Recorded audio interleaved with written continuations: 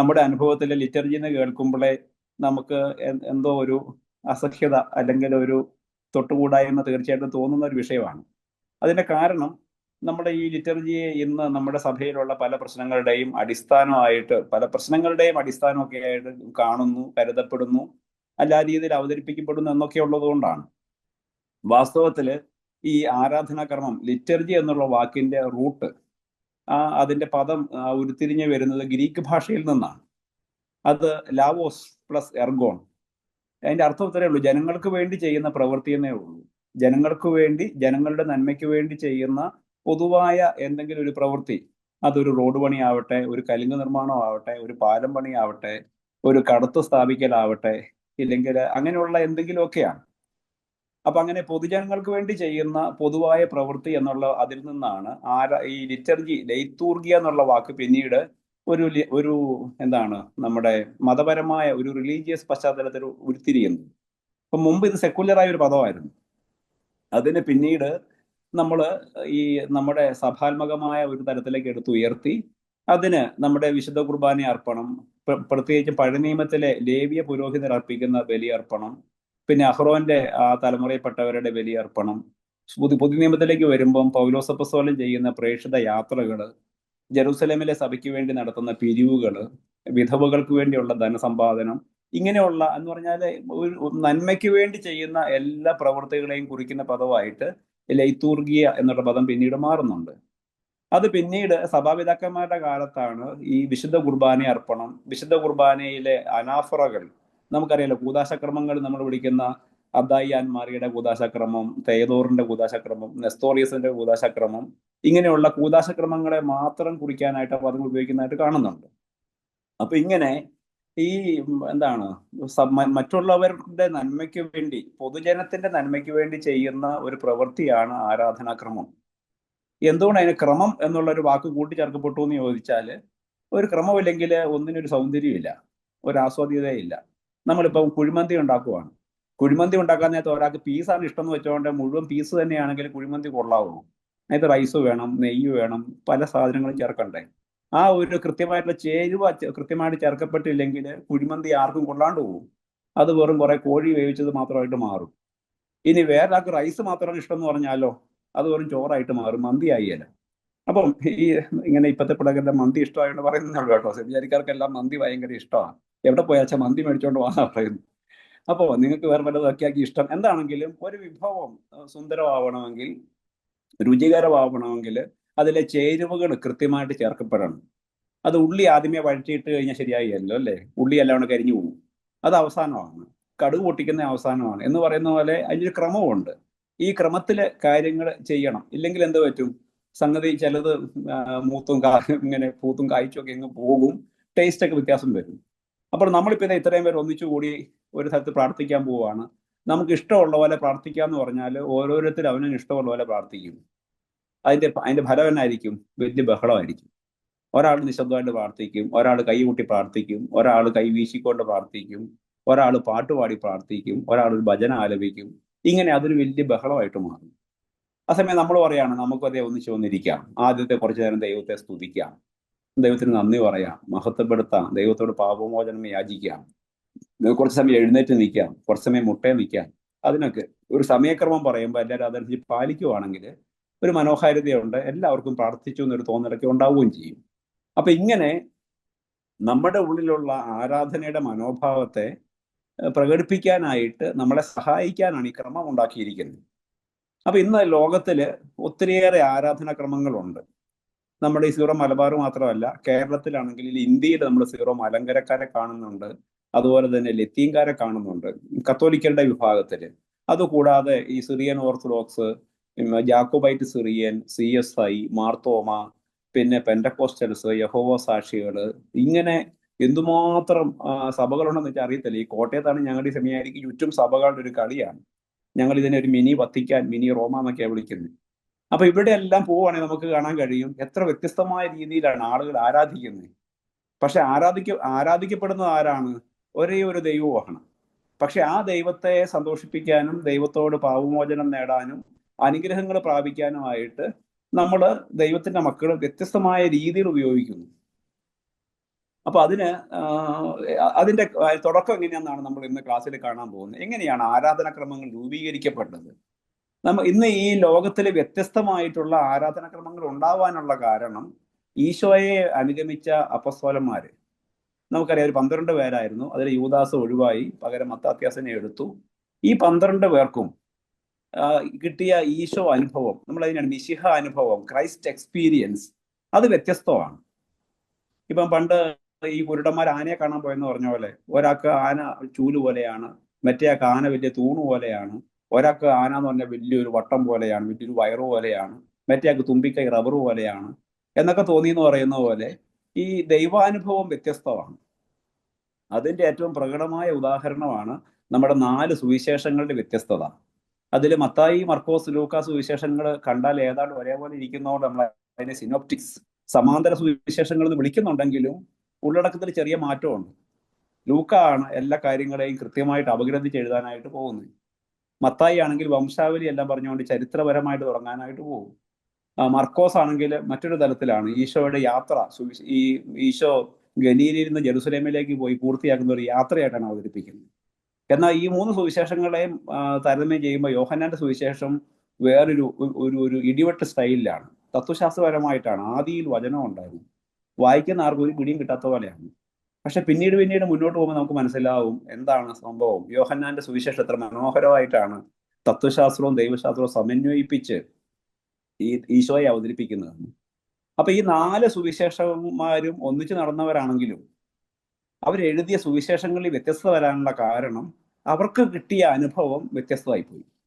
നമുക്കും അങ്ങനെയല്ലേ? നമ്മളിപ്പോൾ ഒരു സിനിമ കണ്ട നമ്മൾ ഇപ്പൊ ഈ 10 പേര് സിനിമ കാണുന്നു, എന്താണ് സർവ്വമായയെ കുറിച്ച് ഒരു റിവ്യൂ എഴുതുന്നു. നമ്മൾ 10 പേരും നമുക്ക് അതിൽ എന്താണോ ഇഷ്ടപ്പെട്ട, ഒരാൾക്ക് പാട്ടിനെ കുറിച്ചായിരിക്കും, മറ്റേയാൾക്ക് അതിനകത്ത് വരുന്ന എന്താണ് ഈ അതിഭൗതിക കഥാപാത്രത്തെ കുറിച്ചായിരിക്കും, മറ്റേയാൾക്ക് ഡാൻസിനെ കുറിച്ചായിരിക്കും, മറ്റേയാൾക്ക് അതിലെ ക്യാമറയെ കുറിച്ചായിരിക്കും. നമുക്ക് എന്താണോ കൂടുതൽ അനുഭവവേദ്യമായിട്ട് തോന്നിയത് അതിനെ ഹൈലൈറ്റ് ചെയ്തുകൊണ്ട് എഴുതാനുള്ള പ്രവണത നമുക്ക് എല്ലാവർക്കും ഉണ്ട്. അപ്പൊ സുവിശേഷങ്ങളും അങ്ങനെ തന്നെയാണ്. അപ്പൊ ഇതുപോലെ തന്നെ ഈശോയെ അനുഭവിച്ചറിഞ്ഞ അപ്പസ്തോലന്മാര് പന്തക്കുസ്തായ്ക്ക് ശേഷം ലോകത്തിന്റെ നാനാഭാഗങ്ങളിലേക്ക് പോയി. അങ്ങനെയാണ് തോമസ് ലീഹ AD 52 ഭാരതത്തിൽ വന്നു നമ്മൾ വിശ്വസിക്കുന്നത്. അപ്പൊ ഇവിടെ തോമസ് ലീഹ വരുമ്പം ഇവിടെയുള്ള ഈ കടൽത്തീരത്തുള്ള ഈ കച്ചവടത്തിന് വന്നിരിക്കുന്ന യഹൂദരോടും അവരോട് ബന്ധമുള്ള ആളുകളോടും സുവിശേഷം പ്രഘോഷിച്ചു. അപ്പം അങ്ങനെ ക്രിസ്ത്യാനികളായിട്ട് മാറി. നമ്മുടെ പൂർവികർ അങ്ങനെ തോമസ് ലീഹായിൽ നിന്ന് വിശ്വാസം സ്വീകരിച്ചു നമ്മൾ വിശ്വസിക്കുന്നു. അതിന്റെ ഒരു ഫലമായിട്ട് ഇന്നും ഈ 2026 ആണ്ടിലും ഈ തോമസ് ലീഹയുടെ പേരിൽ സമൂഹം ഭാരതത്തിൽ നിലനിൽക്കുന്നു.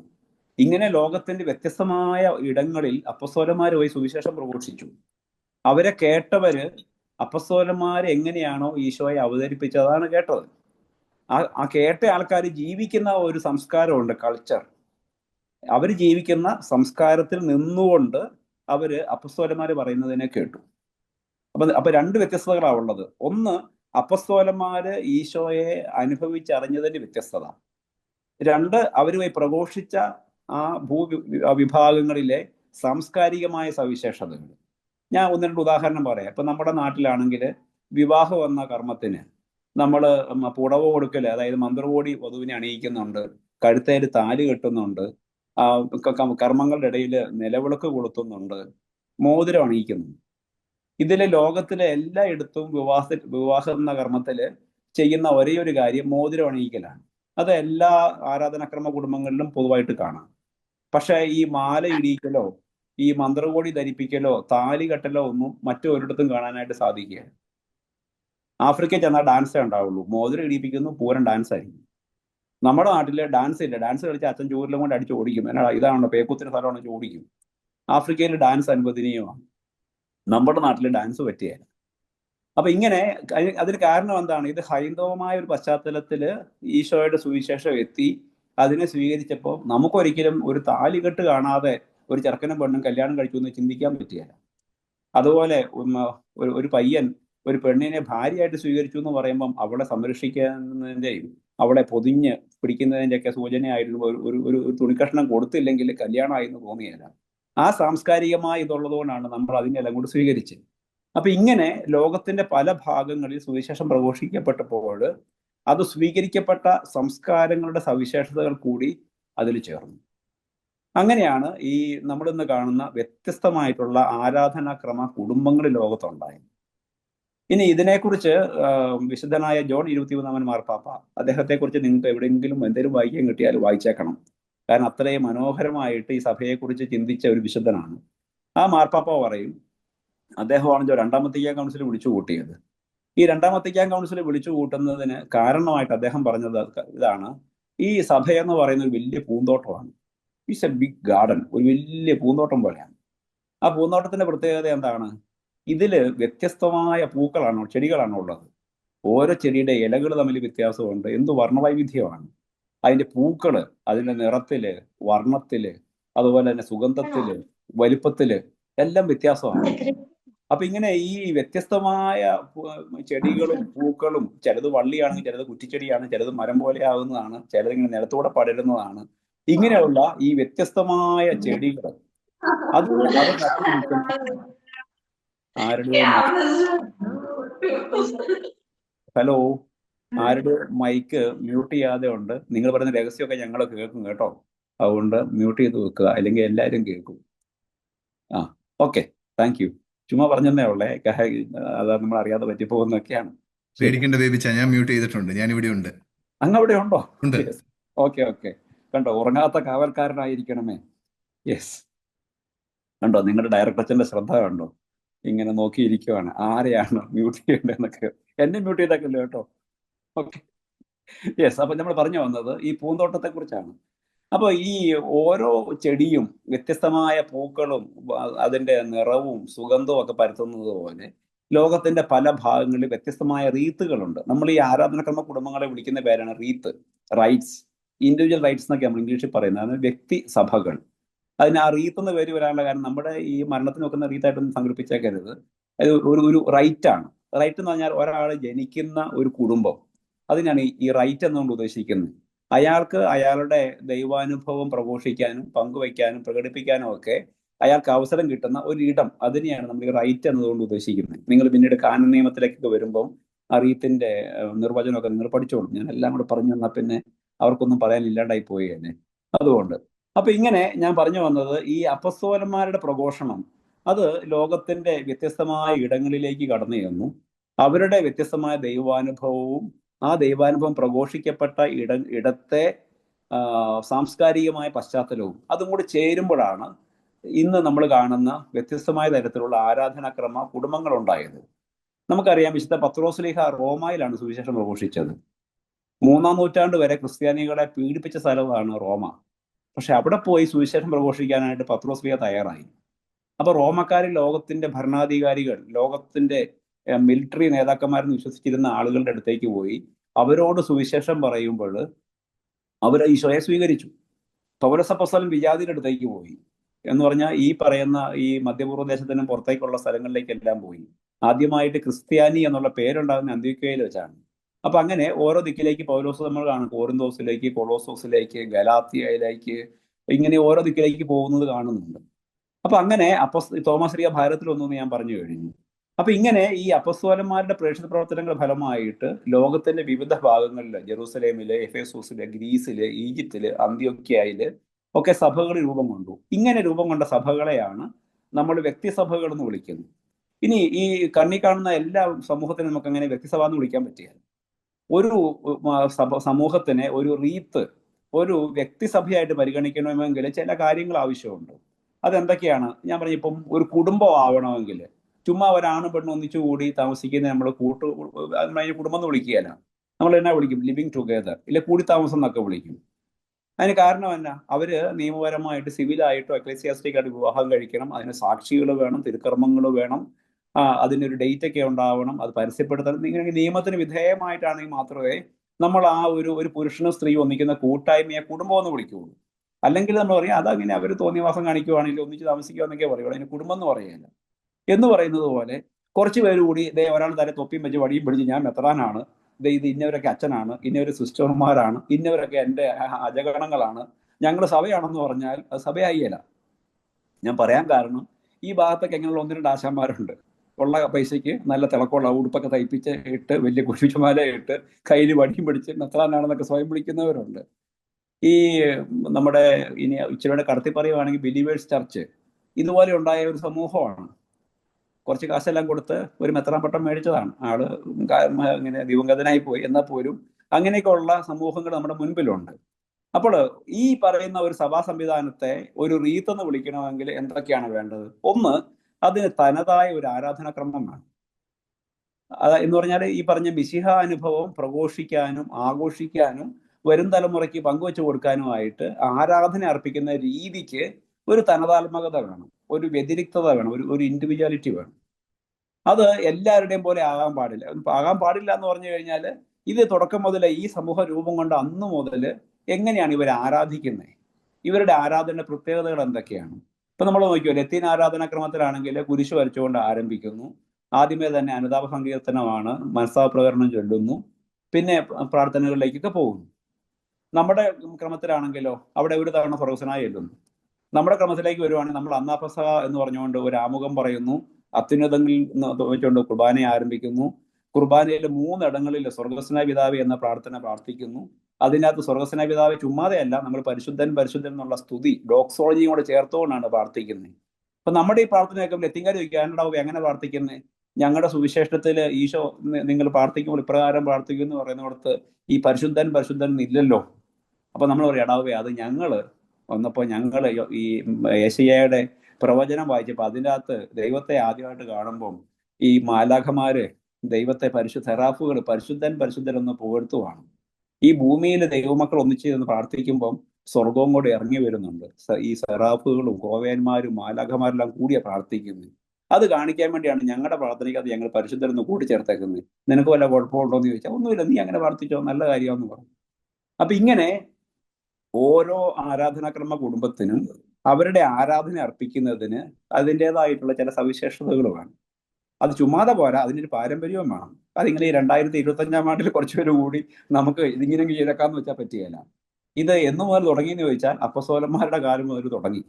തോമസ് ലീയ ഇവിടെ വന്നപ്പോൾ മുതൽ തുടങ്ങി. ഇനി തോമസ് ലീയ വന്നപ്പോൾ അന്ന് തന്ന അതേ രീതിയിലാണെന്ന് വെച്ചാൽ അല്ല, കുറച്ച് കൂട്ടിച്ചേർക്കലുകളും ഇതിനെ കുറച്ചുകൂടെ മെച്ചപ്പെടുത്തലുകളും കാലാനുസൃതമാക്കലും ഒക്കെ ഉണ്ട് തീർച്ചയായിട്ടും. പക്ഷെ എന്നാലും അതിന്റെ ഉള്ളടക്കം നട്ടെല്ലെന്ന് പറയുന്നത് അതിങ്ങനെ മാറ്റമില്ലാതെ തുടരും.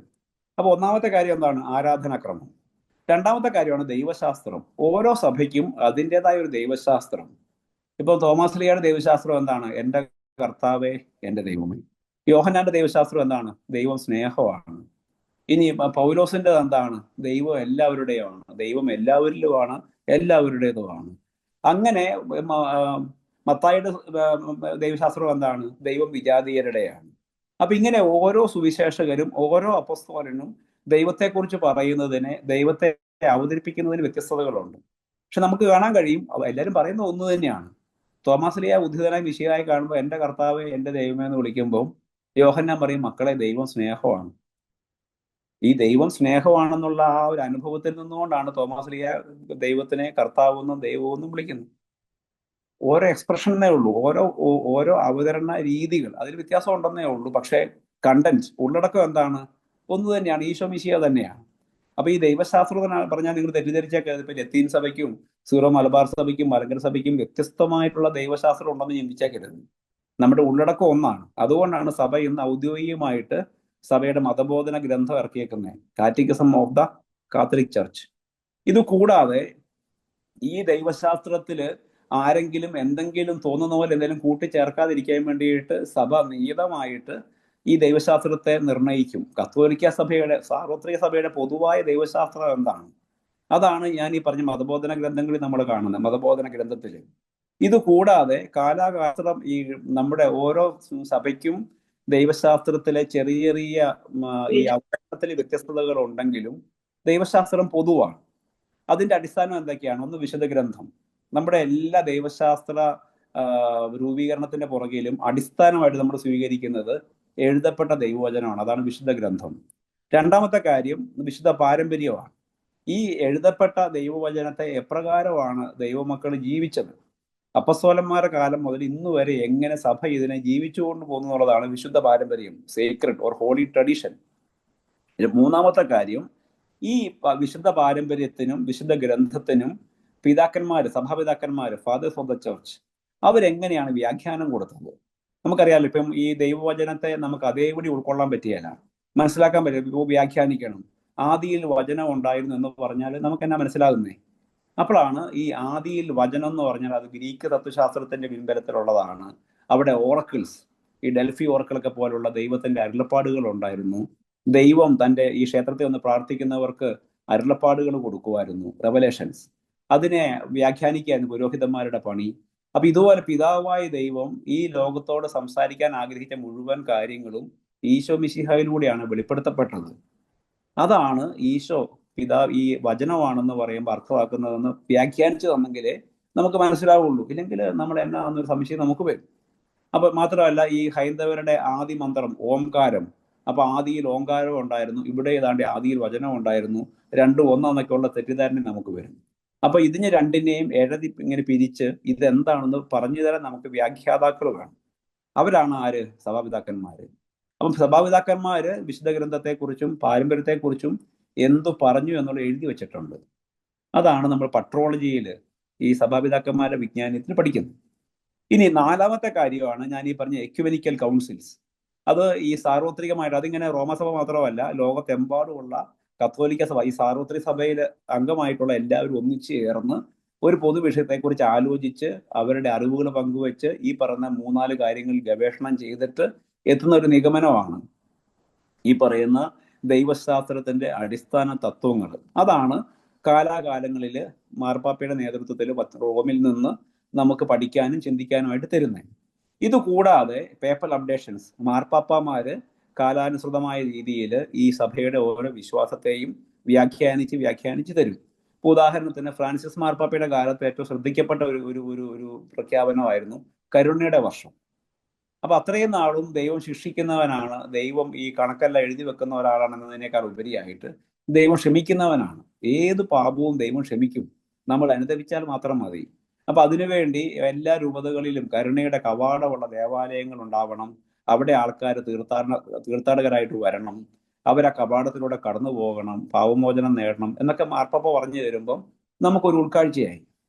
അതുപോലെ അത്രയും നാളും പരിസ്ഥിതിയെക്കുറിച്ച്, പരിസ്ഥിതി പറഞ്ഞാൽ ഈ ഭൂമി, അത് നമുക്ക് വലിയ വിഷയമുള്ള കാര്യമല്ല. നമുക്കിവിടെ വല്ലതും കൃഷി ചെയ്യണം, കുറെ റബ്ബർ ഒഴിച്ചു വെക്കണം, കുറെ റബ്ബർ ഷീറ്റ് ഉണ്ടാക്കണം, അതിന് വില കിട്ടണം എന്നുള്ളതൊക്കെ അല്ലാതെ ഭൂമിയെക്കുറിച്ച് നമുക്ക് ഒരു വലിയ ചിന്തയൊന്നും ഇല്ലായിരുന്നു. പിന്നെ എല്ലായിടത്തും റോഡൊക്കെ വേണം, വഴി ഉണ്ടാവണം, കറണ്ട് ഉണ്ടാവണം, വെള്ളം ഉണ്ടാവണം എന്നൊക്കെ ഉള്ളൂ. അതിലപ്പുറം പരിസ്ഥിതിയെക്കുറിച്ച് നമുക്കൊരു ചിന്തയില്ല. പക്ഷെ ഫ്രാൻസിസ് മാർപ്പാപ്പ ലൗദാത്തോ സി എന്നുള്ള ചാക്രിലേഖനം എഴുതിയപ്പോൾ നമുക്ക് മനസ്സിലായി ഈ ഭൂമിയിലെ ദരിദ്രരുടെയും അവഗണിക്കപ്പെടുന്നവരുടെയും കൂടെ ഈ പ്രകൃതിക്ക് ഒരു നിലവിളിയുണ്ട്. അപ്പം ഈ പ്രകൃതിയെ മലിനമാക്കുന്നത്, ദൈവം തന്നിരിക്കുന്ന ഈ അമൂല്യമായ ദാനങ്ങളെ നശിപ്പിക്കുന്നത്, കരുതില്ലാതെ ഉപയോഗിക്കുന്ന ഒരു പാപമാണെന്നുള്ള ചിന്ത നമുക്ക് വന്നത് മാർപ്പാപ്പ ലൗദാത്തോ സി എഴുതിയപ്പോഴാണ്. അപ്പൊ ഞാൻ പറഞ്ഞു വന്നത്, ഇങ്ങനെ ഈ കാലാകാലങ്ങളിൽ ഈ സഭ വിശ്വസിക്കുന്ന കാര്യങ്ങളെ മാർപ്പാപ്പമാര് അല്പവും കൂടി വ്യക്തമാകുന്ന രീതിയിൽ നമുക്ക് പറഞ്ഞു തരും. അതിനെയാണ് ഈ പേപ്പൽ അപ്ഡേഷൻസ് എന്ന് പറയുന്നത്.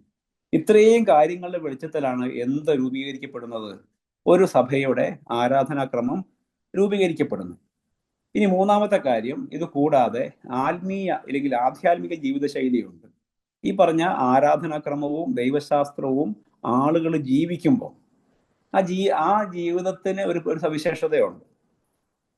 ഇപ്പൊ നമ്മുടെ നാട്ടില് നമ്മുടെ ഒരു ക്രൈസ്തവ കുടുംബം, നമ്മുടെ ഏറ്റവും വലിയ പ്രത്യേകത എന്താണ്? നമ്മളെല്ലാം വൈകുന്നേരം ഒന്നിച്ചു കൂടുന്നു, വീട്ടിൽ കൊന്ത ചെല്ലുന്നു. കൊന്ത ചൊല്ലി കഴിയുമ്പോൾ എല്ലാവരും ആ സ്ഥാനമൂപ്പ് അനുസരിച്ച്, ഇല്ലെ പ്രായക്രമം അനുസരിച്ച് പോയിട്ട് എല്ലാവർക്കും സ്തുതി ചെല്ലുന്നു, ഉമ്മ കൊടുക്കുന്നു. ലോകത്ത് എവിടെയും കാണാത്തൊരു കാര്യമാണ്, നമ്മുടെ കുടുംബങ്ങളുടെ പ്രത്യേകതയാണ്. അതുപോലെ ഇപ്പൊ വിദേശത്തായിരിക്കും നമ്മുടെ മക്കൾ ഇവിടുന്ന് വിവാഹമെല്ലാം കഴിഞ്ഞ് തൊഴിലൊക്കെ അന്വേഷിച്ച് മെച്ചപ്പെട്ട ജീവിതമൊക്കെ അന്വേഷിച്ച് വിദേശങ്ങളിലേക്ക് കുടിയേറുന്നു. അവിടെ ചെല്ലുമ്പോൾ, ഞാനും കുറച്ചു കാലം വിദേശത്തുണ്ടായിരുന്നു, അപ്പൊ അവിടെ ചെല്ലുമ്പം അന്നാട്ടുകാർക്ക് വലിയ അത്ഭുതമാണ് നമ്മുടെ മക്കളെ കാണുമ്പോൾ. നമ്മൾ ഞായറാഴ്ച രാവിലെ കുളിച്ചൊരുങ്ങി നല്ല വേഷമൊക്കെ ഇട്ട് ഭാര്യയും ഭർത്താവും കൊച്ചുങ്ങളും, അത് എത്ര ചോരക്കുഞ്ഞാണെങ്കിലും ശരി, എന്നാ പെടപ്പൻ ഹൈപ്പർ ആണെങ്കിലും ശരി, അവനെ എല്ലാം വാരി പൊതിഞ്ഞെടുത്ത് പള്ളി കൊണ്ടുപോകുന്നു. ഒരു കുടുംബമായിട്ട് പള്ളി വരുന്നു. അപ്പൊ അവർ പറയും, ഇത് വലിയ അത്ഭുതമാണ്, നിങ്ങൾ എല്ലാവരും ആണല്ലോ വരുന്നത്, എന്ത് രസമായി ഈ കാഴ്ച കാണാൻ. അത് അവരാണെങ്കിലോ, അത് പ്രായം ചെന്ന ഒരു മുത്തപ്പനും മുത്തിയും കൂടെ കയ്യെ പിടിച്ച് അവരിങ്ങനെ വടിയും കുത്തി, ഒരു പട്ടിയും ചിലപ്പം കൊടുത്തി കാണും, അവർ വിറച്ച് പള്ളി വരുന്നു. അപൂർവമായിട്ടെങ്ങാനും ചെറുപ്പക്കാർ പള്ളി വരുന്നു, കുഞ്ഞുങ്ങള് ആരും തന്നെ വരികയില്ല. അപ്പം ഞാൻ പറഞ്ഞത്, അവർക്ക് വിശ്വാസം ഇല്ലാഞ്ഞിട്ടല്ല, പക്ഷെ ആ വിശ്വാസത്തെ അവർ പ്രകടിപ്പിക്കുന്ന രീതിക്ക്, ജീവിത ശൈലിക്ക് ഒരു വ്യത്യാസമുണ്ട്. അപ്പൊ ഈ ആരാധനാക്രമവും ദൈവശാസ്ത്രവും ജീവിക്കുന്ന അതൊരു ജീവിത ശൈലിയായിട്ട് മാറുന്നതിനെയാണ് നമ്മൾ എന്തെന്ന് പറയുന്നത്, ആത്മീയത എന്ന് പറയുന്നത്. അത് നമ്മൾ എങ്ങനെ നമ്മുടെ വിശ്വാസത്തെ പ്രകടിപ്പിക്കുന്നു എന്നുള്ളതാണ്. അപ്പോൾ തീർച്ചയായിട്ടും മറ്റുള്ളവരായിട്ട് കമ്പയർ ചെയ്യുമ്പം നമ്മുടെ ജീവിതശൈലിക്കും അതിൻ്റെതായ ന്യൂനതകളൊക്കെ ഇല്ലാന്നൊന്നുമില്ല, ഉണ്ടായിരിക്കാം. പക്ഷെ എങ്കിൽ തന്നെ നമ്മളിങ്ങനെ ചിന്തിക്കുമ്പം ഇതിന് പ്രത്യേകമായ ഒരു മനോഹാരിതയുണ്ട്. നമ്മുടെയൊക്കെ ഒരു ഞായറാഴ്ചയിലെ, ഞാനിപ്പം ഇന്ന് എൻ്റെ ഇടവപ്പള്ളിയിൽ പോയിട്ട് വരുക. ഇന്നലെ ഞാൻ പള്ളിയിൽ കുർബാനയ്ക്കൊക്കെ നിന്നു. ആൾക്കാരെ മുഴുവൻ കാണുമ്പോൾ കുഞ്ഞിപ്പിള്ളേരും മാതാപിതാക്കളും നമുക്ക് പരിചയമുള്ളവരും നമ്മുടെ കൂടെ പഠിച്ചവരും എല്ലാവരും ഇങ്ങനെ പള്ളി കാണുമ്പോൾ അതൊരു ഭയങ്കര ഒരു അനുഭവമാണ്. ആ ഒരു കൂട്ടായ്മ. നമ്മൾ കുർബാന കഴിഞ്ഞ് പുറത്തിറങ്ങുമ്പോൾ എല്ലാവരും വന്ന് നമ്മൾ വർത്താനം പറയുന്നു, ഷെയ്ക്ക് ഹാൻഡ് തരുന്നു, സെൽഫിയൊക്കെ എടുക്കുന്നു. ആ ഒരു ഒരു പ്രകടനം അത് മനോഹരമാണ്. അതാണ് ഈ ആത്മീയ ജീവിതശൈലി എന്ന് പറയുന്നത്. അടുത്തതാണ് ഭരണ സംവിധാനം എന്ന് പറഞ്ഞാൽ നമ്മുടെ ഓരോ രൂപം നമ്മൾക്കാണെങ്കിൽ എന്താ ഈ സൂരമലയുണ്ട്, synod Saint Thomas, Mount Saint Thomas ഉണ്ട്, അവിടെ ആസ്ഥാനമുണ്ട്, നമുക്കൊരു മേജർ ആർച്ച് ബിഷപ്പ് ഉണ്ട്, അതിന് താഴെ അതിരൂപതകളെ ഭരിക്കുന്ന ആർച്ച് ബിഷപ്പുമാരുണ്ട്, അവരുടെ കീഴിൽ സാമന്ത രൂപതകളുണ്ട്, എപ്പാർക്കീസ് രൂപതകളുണ്ട്, അതിന് അധ്യക്ഷന്മാരായിട്ട് മെത്രാന്മാരുണ്ട്. ഈ മെത്രാന്മാരുടെ കീഴിൽ വിജിമാർ, വിക്കർ ജനറൽസ് അവരുണ്ട്, അവരുടെ കീഴിൽ ഫൊറോന വികാരിമാരുണ്ട്, ഇടവകകളുണ്ട്, കുരിശുപള്ളികളുണ്ട്, വികാരി, സഹവികാരി, ഇങ്ങനെ. പിന്നെ നമ്മുടെ കുടുംബ കൂട്ടായ്മയുടെ സെക്രട്ടറി, പ്രസിഡന്റ്, പിന്നെ ട്രസ്റ്റിമാര് എന്ന് വേണ്ട. ഇങ്ങനെ പറഞ്ഞ നമ്മുടെ റോമൻ മിലിറ്ററി സിസ്റ്റം അത് അതേപടി എടുത്തേക്കുന്നതാണ് നമ്മൾ. പണ്ട് സീസർമാർ എങ്ങനെയാണോ റോമിനെ ലോകത്തിന്റെ ഏറ്റവും വലിയ സൈനിക കേന്ദ്രമാക്കി മാറ്റിയത്, അതേ ശൈലിയിലാണ് നമ്മുടെ ഇന്നത്തെ നമ്മുടെ ഈ രൂപതകളുടെ അതിരൂപതകളുടെ ഭരണ സംവിധാനം. അത് എന്തിനു വേണ്ടിയാണെന്ന് വെച്ചാൽ ഇങ്ങനെ കുറെ കാശ് ഇങ്ങനെ രൂപത അതിരൂപത എന്നൊക്കെ പറഞ്ഞ് ആൾക്കാർ കളിയാക്കുന്ന പോലെ കുറെ പൈസ പിരിക്കാൻ വേണ്ടി മാത്രമൊന്നുമല്ല. അതിനേക്കാൾ ഉപരി എന്താണ്, എല്ലാ കാര്യങ്ങളും ഈ എല്ലാവരിലേക്കും എത്തണം, ദൈവജനത്തിലേക്ക് എത്തണം. ഇപ്പം പിതാക്കന്മാരുടെ ഇപ്പം എന്താണ്, നമ്മുടെ ബൈബിൾ ഞായർ വരുന്നു, ഇല്ലെങ്കിൽ മിഷൻ ഞായർ വരുന്നു, മാർപ്പാപ്പ എഴുതുന്ന ഒരു ലേഖനം, ഒരു കത്ത് നമ്മുടെ കുടുംബ കൂട്ടായ്മകളിൽ വായിക്കുന്നില്ല, പള്ളിയിൽ വായിക്കുന്നു. എത്ര എളുപ്പത്തിലാണ് വത്തിക്കാനിൽ നിന്ന് മാർപ്പാപ്പ പുറപ്പെടുവിക്കുന്ന ഒരു എഴുത്ത് നമ്മുടെ മാതൃഭാഷയിലേക്ക് തർജ്ജമ ചെയ്ത് നമ്മുടെ പള്ളിയിൽ അത് വായിക്കുന്നു. എത്ര മനോഹരമായ രീതിയിലാണ് അത് നമ്മളിലേക്ക് എത്തുന്നത്. നമ്മൾ അതിന്റെ മറുപടി, നമ്മൾ അതിനുള്ള പിരിവൊക്കെ എടുത്ത് കൊണ്ടേ കൊടുക്കുന്നു, അത് മിഷനിലേക്ക് കൊടുക്കുന്നു, മിഷനിൽ പള്ളികളും കൂട്ടായ്മകളും ഉണ്ടാകുന്നു, അങ്ങനെ അത് പ്രാവർത്തികമാകുന്നു. അപ്പൊ ഇങ്ങനെ ഓരോ കാര്യങ്ങളെയും നടപ്പിലാക്കാനായിട്ടുള്ള ഒരു സംവിധാനം മാത്രമാണ് എന്ത്, ഭരണ സംവിധാനം. അതിങ്ങനെ കുറെ പേരെ ശിക്ഷിക്കാനും ശാസിക്കാനും ഒന്നുമല്ല. അതുകൊണ്ടല്ലേ നമ്മുടെ മെത്രാന്മാർ ആരെയും തൂക്കിക്കൊല്ലാനൊന്നും വിധിക്കുന്നില്ലല്ലോ.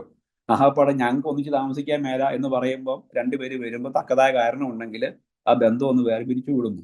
ഞങ്ങൾക്ക് ഇങ്ങനെ അവധിയൊന്നും ഇല്ലാത്ത കാരണം കല്യാണം വിളിച്ചല്ലോ കുറച്ച് തരണം എന്ന് പറയുമ്പോൾ അത് കുറച്ച് തരുന്നു. ഇങ്ങനെയൊക്കെയുള്ള കാര്യങ്ങളല്ലാതെ വേറെ ഒന്നുമില്ല. ശുശ്രൂഷയ്ക്ക് വേണ്ടിയിട്ടാണ് ഈ സംവിധാനം ആയിരിക്കുന്നത്. അതുകൊണ്ടാണ് ഇതിനെ മിനിസ്റ്റീരിയൽ പ്രീസ്റ്റ്ഹുഡ്, ശുശ്രൂഷ പൗരോഹിത്യം എന്ന് വിളിക്കുന്നത്. ഇനി അടുത്തതാണ് ശിക്ഷണക്രമം, ഡിസിപ്ലിൻ. അത് മലയാളത്തിൽ പറയുമ്പോൾ ഇച്ചിരി ടെൻഷൻ ആവും, ശിക്ഷണക്രമം എന്നെല്ലാം പറയുമ്പോൾ. അത് ശരിക്കും പറഞ്ഞാൽ അതിന്റെ ശരിക്കുള്ള വാക്ക് എന്താണ്, കാനൻ ലോ ആണ്. ഓരോ സഭയ്ക്കും അതിൻ്റെതായിട്ടുള്ള ഒരു ഡിസിപ്ലിൻ, ഒരു അച്ചടക്കമുണ്ട്. ഇപ്പം നമ്മുടെ നാട്ടിലെ ഈ സീറോ മലബാറിലെ കുടുംബങ്ങളെ കുറിച്ച് പറയുമ്പം നമ്മുടെ കുടുംബങ്ങളിൽ പൂർവികർക്ക് ഒരു സ്ഥാനമുണ്ട്. മാതാപിതാക്കൾക്ക് മക്കൾ എവിടെ പോവുകയാണെങ്കിലും, കല്യാണം കഴിഞ്ഞ മക്കളാണെങ്കിലും അപ്പനമ്മയും ജീവിച്ചിരിപ്പുണ്ടെങ്കിൽ രണ്ടുപേരോടും ചെന്ന് പറയണം, ഞാൻ ഒന്ന് ടൗൺ വരെ പോവാണ്, ഞാൻ ഇന്ന കാര്യം ചെയ്യാൻ പോവാണ്. അപ്പൊ അവരുടെ അനുഗ്രഹം മേടിക്കണം, അവരോട് ചോദിക്കണം, അവരോട് പറയണം. ഏത് മംഗളകർമ്മത്തിന് പോകുന്നതിന് മുമ്പ് അവർക്ക് സ്തുതി ചെല്ലണം. നമ്മൾ ഒത്തുകല്യാണത്തിന് കെട്ടിക്കല്യാണത്തിന് പോകുമ്പോൾ മാത്രമല്ല, പരീക്ഷയ്ക്ക് പോകുമ്പോഴും സൺഡേ സ്കൂളിലേക്ക് പോകാൻ നേരത്തെ എല്ലാ പിള്ളേരെ കൊണ്ട് സ്തുതി ചെല്ലിപ്പിക്കുന്ന ഇടമുണ്ട്. ഞാൻ ഈ അടുത്ത നാളിൽ എൻ്റെ കൂടെ പഠിച്ച ഒരു അച്ഛൻ്റെ വീട്ടിൽ പോയി. അച്ഛൻ്റെ വീട് ഞാൻ ആദ്യമായിട്ട് പോകുന്ന, ഇവിടെ അടുത്ത യാനിക്കാട് എന്ന സ്ഥലത്ത് അച്ഛൻ്റെ വീട്. ഞാൻ വീട്ടിൽ ചെന്നിട്ട് അവിടെ തലേദിവസം വൈകുന്നേരം ചെന്നു. ക്രിസ്മസിന്റെ ആ സമയമായിരുന്നു. വീട്ടിൽ നമുക്ക് ഈ ഈ ഇലുമിനേഷൻ തൂക്കിയിട്ടൊന്നുമില്ല, അപ്പനമ്മയും തന്നെയുള്ളൂ. അവർക്കും ഈ സ്റ്റെയർ കേസൊക്കെ കയറിയൊന്നും ഇടത്തൊന്നുമില്ല. അപ്പൊ ഞാനും അച്ഛനും കൂടെ വീടിന്റെ പരമാവധി ഞങ്ങളുടെ പ്രായം അനുവദിക്കുന്ന പോലെ ഞങ്ങൾ ഇലുമിനേഷൻ ഒക്കെ തൂക്കി എല്ലാം തെളിച്ച് പിറ്റേ ദിവസം രാവിലെ വീട്ടിൽ നിന്ന് കാപ്പി എല്ലാം കുടിച്ച് പോരാൻ നേരത്ത് ഈ അപ്പനും അമ്മയും ഫ്രണ്ടിൽ വന്നു നിന്നു, സിറ്റ് ഔട്ടിൽ വന്നു നിന്നു. അപ്പൊ എൻ്റെ കൂട്ടുകാരൻ അച്ഛൻ ഈ അപ്പൻ്റെ അമ്മേൻ്റെ മുമ്പിൽ മുട്ടുകുത്തി. അപ്പൊ അപ്പൻ ഈ അപ്പനും അമ്മയും കൂടെ ഈ മകന്റെ തലയിൽ കൈവച്ച് പ്രാർത്ഥിച്ച് കുരിശു വരച്ച് എഴുന്നേപ്പിച്ചു. എന്നിട്ട് എന്നെ അവൻ കൈകൊണ്ട് കാണിച്ചു, മുട്ടുകുത്തിക്കോളെ. ഞാനും മുട്ടുകുത്തി. ഞാൻ ജീവിതത്തിൽ ആദ്യമായിട്ട് മെത്രാന്റെ മുമ്പില്ലാതെ വേറെ ആരും മുട്ടുകുത്തിയിട്ടില്ല. പക്ഷെ എൻ്റെ ഈ കൂട്ടുകാരൻ ചെയ്യുന്നതിന് എൻ്റെ ഉള്ളിൽ പ്രേരണ വന്നു. അവൻ മുട്ടുകുത്തിക്കോന്ന് കാണിച്ചപ്പോൾ ഞാനും മുട്ടേ നിന്നു. ഈ രണ്ടുപേരും എൻ്റെ തലയിൽ കൈ വെച്ച് അനുഗ്രഹിച്ചു, എന്നെ നെറ്റിയെ കുരിശു വരച്ചു, എന്നെ പിടിച്ച് എഴുന്നേപ്പിച്ചു, 2 കവളഞ്ഞ് 2 ഉമ്മയൊക്കെ തന്നു. പട്ടം രണ്ടാമത് മേടിച്ചൊരു അനുഭവം പോലെ തോന്നി. അപ്പൊ ഞാൻ പറഞ്ഞത് നമ്മുടെ കുടുംബങ്ങൾക്ക് ഇങ്ങനെ ഒരു പ്രത്യേകതയുണ്ട്. ഇങ്ങനെ ഈ മുതിർന്നവരെ ബഹുമാനിക്കുക, അനുസരിക്കുക, അവരുടെ അനുഗ്രഹം മേടിക്കുക, അവരുടെ സ്തുതി മേടിച്ചിട്ട് മാത്രം ഒരു കാര്യത്തിന് ഇറങ്ങിത്തിരിക്കുക എന്നൊക്കെ പറയുന്നു. അപ്പൊ ഇങ്ങനെ ഈ ഈ ശിക്ഷണക്രമം എന്ന് പറയുന്നത് ഡിസിപ്ലിനാണ്.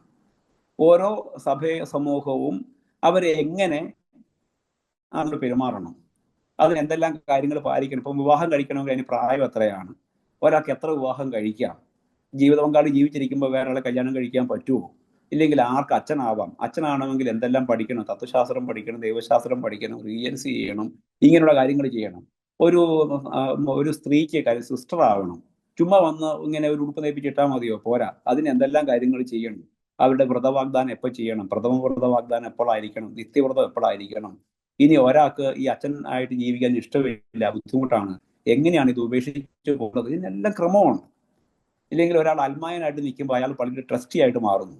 അയാൾ എങ്ങനെയാണ് സത്യപ്രതിജ്ഞ ചെയ്യുന്നത്? അയാൾ എങ്ങനെയാണ് ഈ പള്ളിയുടെ സ്വത്തുകളുടെയൊക്കെ ഭരണം അയാൾ ഏറ്റെടുക്കുന്നത്? എത്ര നാളത്തേക്കാണ്?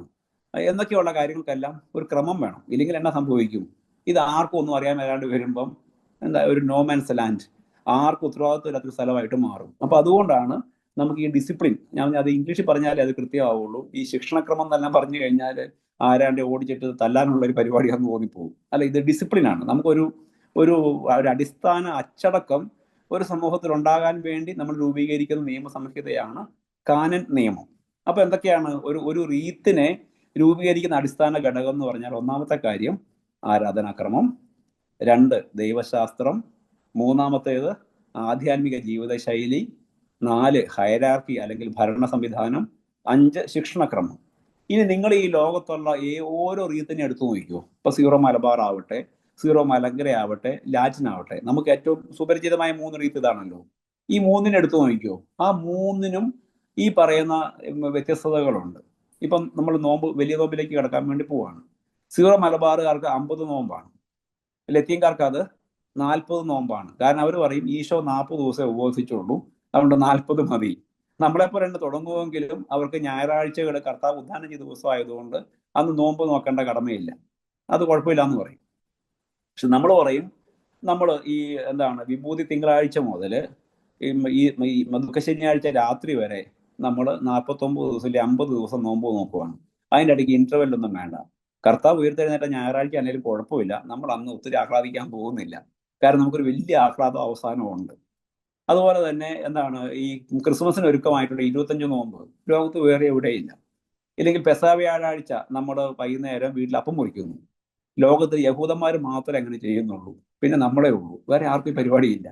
അപ്പൊ ഇങ്ങനെ ഈ ഓരോ റീത്തുകൾക്കും അതിൻ്റെതായ സവിശേഷതകളുണ്ട്, അവരുടേതായ വ്യക്തിപരമായിട്ടുള്ള ഈ അവതരണ ശൈലിയുണ്ട്, ഇങ്ങനത്തെ കാര്യങ്ങളെല്ലാം ഉണ്ട്. ഇനി ഇതിന്റെ തുടക്കത്തെക്കുറിച്ച് ഞാൻ പറഞ്ഞു, പെന്തക്കുസ്തായിലാണ് നമ്മുടെ സഭയുടെ ആരംഭം.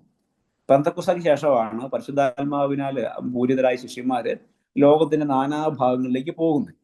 ഈ ശിഷ്യന്മാരിലൂടെ ഈ ആദിമസഭ രൂപീകരിക്കപ്പെടുമ്പോൾ നമ്മൾ കാണും, അവിടെ ചുരുങ്ങി പറയുന്ന കാര്യങ്ങളാണ് എന്ത്?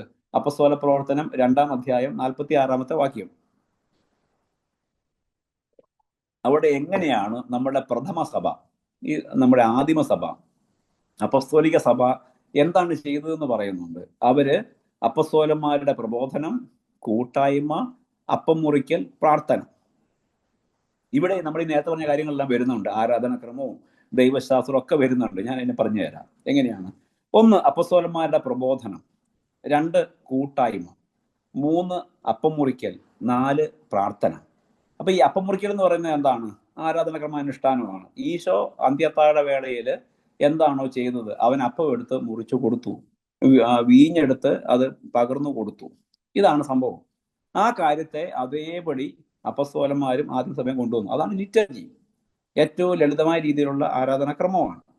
ഇനി എന്താണ് ഡിസിപ്ലിനും അതുപോലെ തന്നെ ഭരണ സംവിധാനവും? അതാണ് കൂട്ടായ്മ. അവർ ഒന്നിച്ചു കൂടുന്നു, അവരിൽ ഇങ്ങനെ എല്ലാവർക്കും എല്ലാം വീതം വെച്ച് കൊടുക്കുന്നു, ഉള്ളതെല്ലാം വിറ്റ് അപ്പസ്തോലന്മാരുടെ പാദങ്ങളിൽ സമർപ്പിക്കുന്നു. അങ്ങനെ സമർപ്പിക്കാൻ മടി കാണിച്ച അനന്യാസിന്റെയും സഫീറയുടെയും കഥ നമ്മൾ വായിക്കുന്നുണ്ട് അപ്പസ്തോല പ്രവർത്തനങ്ങളിൽ.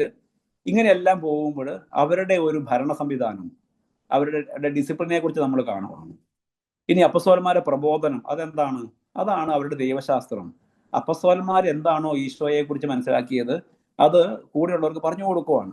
അങ്ങനെ നേരിട്ട് എന്ന് പറഞ്ഞു കൊടുക്കാൻ പറ്റാത്ത സാഹചര്യങ്ങളാണ് എഴുത്തുകൾ എഴുതുന്നത്. ഫിലിപ്പിയർക്കുള്ള ലേഖനം എഴുതുന്നു, കൊളോസോസുകാർക്ക് എഴുതുന്നു, കോർദോസുകാർക്ക് എഴുതുന്നു. ഈ കോർദോസ് ലേഖനത്തിലൊക്കെ എന്ത് മനോഹരമായിട്ട് പൗലോസ് പറയുന്നത്, ഇനി ഞാൻ നിങ്ങളെ അങ്ങനെ പുകഴ്ത്താനൊന്നും പോകുന്നില്ല, ഞാൻ നിങ്ങളെ ശരിക്കും വഴക്ക് പറയാൻ പോവാണ്. നിങ്ങൾ കുർബാനയെല്ലാം വേണ്ടി കൂടുമ്പോൾ നിങ്ങൾ ശരിക്കും സഭയായിട്ടൊന്നുമല്ല സമ്മേളിക്കുന്നത്. നിങ്ങൾക്ക് നാണമില്ലേ, നിങ്ങൾക്ക് തിന്നാൻ കുടിക്കാനാണ് പെരക്കാതിരുന്നാൽ പോലെ എന്നൊക്കെ പറഞ്ഞ് പൗലോസ് ഭീകരമായിട്ട് എഴുതുകയാണ്. പക്ഷെ അതേസമയത്ത് നിങ്ങൾ ഇനി നിങ്ങൾ ചോദിച്ച സംശയങ്ങളെ കുറിച്ച് പറയാം എന്ന് പറഞ്ഞ് സംശയങ്ങൾക്ക് ഉത്തരം കൊടുക്കുന്നു. അതേസമയം നമ്മളൊക്കെ പണ്ട് കത്തെഴുതുന്ന പോലെ അയലോക്കത്തെ മോളി ചേച്ചിക്ക് അന്വേഷണം പറയണമെന്നൊക്കെ പറയുന്ന പോലെ അക്വിലായിക്ക് അന്വേഷണം പറയുകയും പ്രിഷില്ലായിക്ക് അന്വേഷണം പറയുകയും എന്നൊക്കെ പറഞ്ഞ അന്വേഷണമൊക്കെ.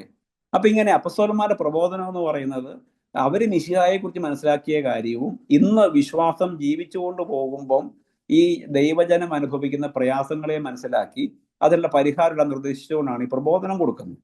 ഇതിന്റെ എല്ലാം വെളിച്ചത്തിൽ രൂപപ്പെടുന്ന ഒരു കാര്യമാണ് പ്രാർത്ഥന. അപ്പൊ നമ്മൾ ഈ പറഞ്ഞ ഒരു റീത്ത് എന്താണോ, ഒരു റീത്ത് എങ്ങനെയാണോ ഉത്ഭവിക്കുന്നത്, ഇല്ലെങ്കിൽ ഒരു സമൂഹത്തിന് എങ്ങനെയാണോ റീത്തായിട്ട് പരിഗണിക്കാൻ ഏതെല്ലാം ഘടകങ്ങൾ അനിവാര്യമാണോ, അതൊക്കെ നമ്മൾ എവിടെ കാണും? ഈ അപ്പസ്തോല പ്രവർത്തനങ്ങളിൽ കാണാം. അപ്പൊ അവിടുന്നുള്ള ക്രമാനുഗതമായ ഒരു വളർച്ച, ഈ ഒരു ഉള്ളടക്കവുമായിട്ട് അപ്പസ്തോലന്മാര് ലോകത്തിന്റെ വിവിധ ഭാഗങ്ങളിലേക്ക് പോയി. ആ ചെന്ന ഓരോ ഇടങ്ങളിലും ഈ പറഞ്ഞ കാര്യം എല്ലാം ഉണ്ട്. പ്രബോധനമുണ്ട്, കൂട്ടായ്മയുണ്ട്, അപ്പമുറിക്കലുണ്ട്, പ്രാർത്ഥനയുണ്ട്, ഉപവിപ്രവർത്തനങ്ങളും ഉണ്ട്. പക്ഷെ അതിനെന്താ പ്രത്യേകത? അതെല്ലാം വ്യത്യസ്തമായ കോസ്റ്റ്യൂമുകളാണ് അവതരിപ്പിക്കപ്പെട്ടത്. ഒരേ കാര്യം തന്നെ ഓരോ സംസ്കാരങ്ങളിലേക്ക് ചെന്നപ്പം ആ സംസ്കാരങ്ങളുടെ വേഷവിധാനങ്ങൾ സ്വീകരിച്ചു. അതിനാണ് നമ്മൾ ഈ വത്തിക്കാൻ കൗൺസിൽ പറയും സാംസ്കാരിക അനുരൂപണം, ഇൻകൾച്ചറേഷൻ. ഒരു സംസ്കാരത്തിലേക്ക് വിശ്വാസം ചെല്ലുമ്പോൾ ഈ വിശ്വാസത്തിന് സ്വീകരിക്കാൻ പറ്റുന്ന കാര്യങ്ങളെ, ഇല്ല ഈ വിശ്വാസത്തെ കൂടുതൽ മനോഹരമായിട്ട് അവതരിപ്പിക്കാൻ പറ്റുന്ന കാര്യങ്ങളെ അത് സ്വീകരിച്ചു. ഉദാഹരണം പറഞ്ഞാൽ പൗലോസിന്റെ പ്രേക്ഷിത യാത്രയിൽ പൗലോസ് ഒരു ദ്വീപിലെത്തി.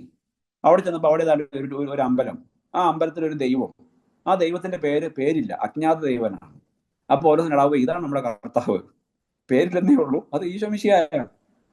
അത് അവർക്ക് മനസ്സിലായി. അപ്പം അവിടെ ഈ അജ്ഞാത ദേവന് ആ ദേവനാണ് ഈശോ എന്ന് പറഞ്ഞുകൊണ്ട് പൗലോസ് അവതരിപ്പിച്ചപ്പോൾ ആ നാട്ടുകാർക്ക് അത് മനസ്സിലായി, അവരത് സ്വീകരിച്ചു.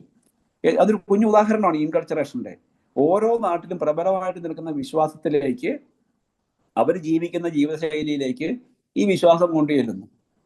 ആ കൊണ്ടുചെല്ലപ്പെടുന്ന വിശ്വാസത്തെ അവരുടെ പശ്ചാത്തലത്തിൽ നിന്നുകൊണ്ട് മനസ്സിലാക്കുന്നു, സ്വീകരിക്കുന്നു. ഈ വിശ്വാസത്തിന് എതിരാവാത്ത എല്ലാ കാര്യങ്ങളെയും ഇതിലേക്ക് സ്വാംശീകരിക്കുന്നു. അതാണ് നമ്മൾ ഈ സാംസ്കാരിക അനുരൂപണം എന്ന് പറയുന്നത്. അപ്പൊ ഇന്ന് ലോകത്തിൽ വ്യത്യസ്തമായ റീത്തുകൾ ഉണ്ടാകുന്നതിൽ ഒരു പ്രധാനപ്പെട്ട പങ്ക് വഹിച്ചേക്കുന്നത് അപ്പസ്തോലന്മാരുടെ വ്യത്യസ്തമായ മിശിഹാനുഭവവും രണ്ട് സാംസ്കാരിക അനുരൂപണവുമാണ്. അത് കടന്നു ചെന്ന ഓരോ സംസ്കാരവും എങ്ങനെ അതിനെ സ്വീകരിച്ചു, അതിനെ പ്രതിഫലിപ്പിച്ചു എന്നുള്ളതിന്റെ അടിസ്ഥാനത്തിലാണ്. ഇനി നമ്മൾ ഈ അപ്പസ്തോലന്മാരുടെ കാലം കഴിയുമ്പോൾ നമുക്ക് കാണാൻ കഴിയും, ലോകത്തിന്റെ പല ഭാഗങ്ങളിൽ, ഓരോ സാമ്രാജ്യങ്ങളിൽ, ഓരോ ഭാഗങ്ങളിൽ സഭകൾ വളരാനായിട്ട് തുടങ്ങി. ഇപ്പം ജെറൂസലേമിലും അന്ത്യോക്യയിലും കോറിന്തോസിലും ഗ്രീസിലും ഇങ്ങനെ ഓരോ സ്ഥലങ്ങളിൽ സഭകൾ ഉണ്ടായി.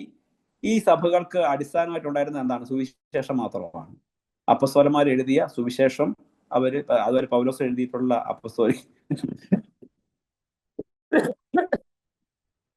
പൗലോസ് എഴുതിയ അജപാലന ലേഖനങ്ങൾ, ഇതൊക്കെ മാത്രമാണ് കൈമുതലായിട്ടുള്ളത്.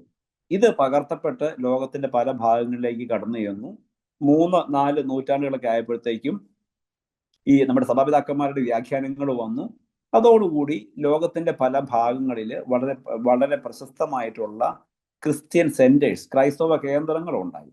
ഇപ്പൊ അങ്ങനെയുള്ള 5 അല്ലെങ്കിൽ 4 പ്രധാനപ്പെട്ട സ്ഥലങ്ങൾ കാണാൻ കഴിയുന്നത് റോം, അന്ത്യോക്യ, അലക്സാൻഡ്രിയ, എദേസ.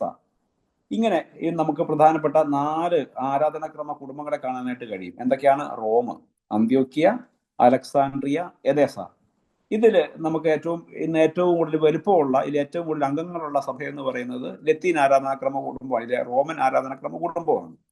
ഞാൻ നേരത്തെ പറഞ്ഞിരുന്നു, വിശുദ്ധ പത്രോസിന്റെയും പൗലോസിന്റെയും സുവിശേഷ പ്രഘോഷണം വഴിയായിട്ടാണ് റോമ മാനസാന്തരത്തിലേക്ക് വരുന്നത്. പൗലോസിനെ വിചാരണയ്ക്ക് വേണ്ടി റോമിൽ കൊണ്ടുപോയിട്ടതൊക്കെ നമ്മൾ കാണുന്നുണ്ട്. പൗലോസിന്റെ ലേഖനത്തിൽ നമുക്ക് കാണാം, ഇതിന്റെ അപ്പസ്തോല പ്രവർത്തനങ്ങളിൽ വായിക്കുന്നുണ്ട്. അതുപോലെ പത്രോസ് റോമിലേക്ക് പോയി സുവിശേഷം പ്രഘോഷിച്ച് അവിടുന്ന് രക്തസാക്ഷിത്വം വരിക്കുന്നതിന് നമ്മുടെ ചരിത്രത്തിൽ കാണാം. അപ്പൊ ഈ രണ്ട്, പ്രത്യേകിച്ചും പത്രോസിന്റെയും അതുപോലെ പൗലോസിന്റെയും പ്രേക്ഷിത പ്രവർത്തനങ്ങളുടെ ഫലമായിട്ടാണ് റോമ സാമ്രാജ്യം ക്രിസ്തു മതത്തിലേക്ക് വരുന്നത്. അതിന് കാരണമായിട്ട് മാറിയ ആളെ നമുക്കറിയാം. കോൺസ്റ്റന്റൈൻ എന്ന് പറയുന്ന ചക്രവർത്തിയാണ്. AD 315 edict of Milan, Milan വിളംബരത്തിലൂടെ അദ്ദേഹം റോമിന്റെ ഔദ്യോഗിക മതമായിട്ട് ക്രിസ്തുമതത്തെ സ്വീകരിച്ചു. അദ്ദേഹത്തിന്റെ അമ്മയായ ഹെലേന ജെറുസലേമിൽ പോയി, കാൽവരിയിൽ പോയി വിശുദ്ധ കുരിശിന്റെ തിരുശേഷിപ്പുകളൊക്കെ കണ്ടെടുത്തു. അങ്ങനെ ഈ അമ്മയും മകനും കൂടെ ഈ റോമിന്റെ ഔദ്യോഗികമായ മതമാക്കി ക്രിസ്തുമതത്തെ മാറ്റി. അത് എല്ലായിടത്തും പ്രചരിച്ചു. അങ്ങനെ റോമില് വലിയ ബസലിക്കകൾ ഉണ്ടായി.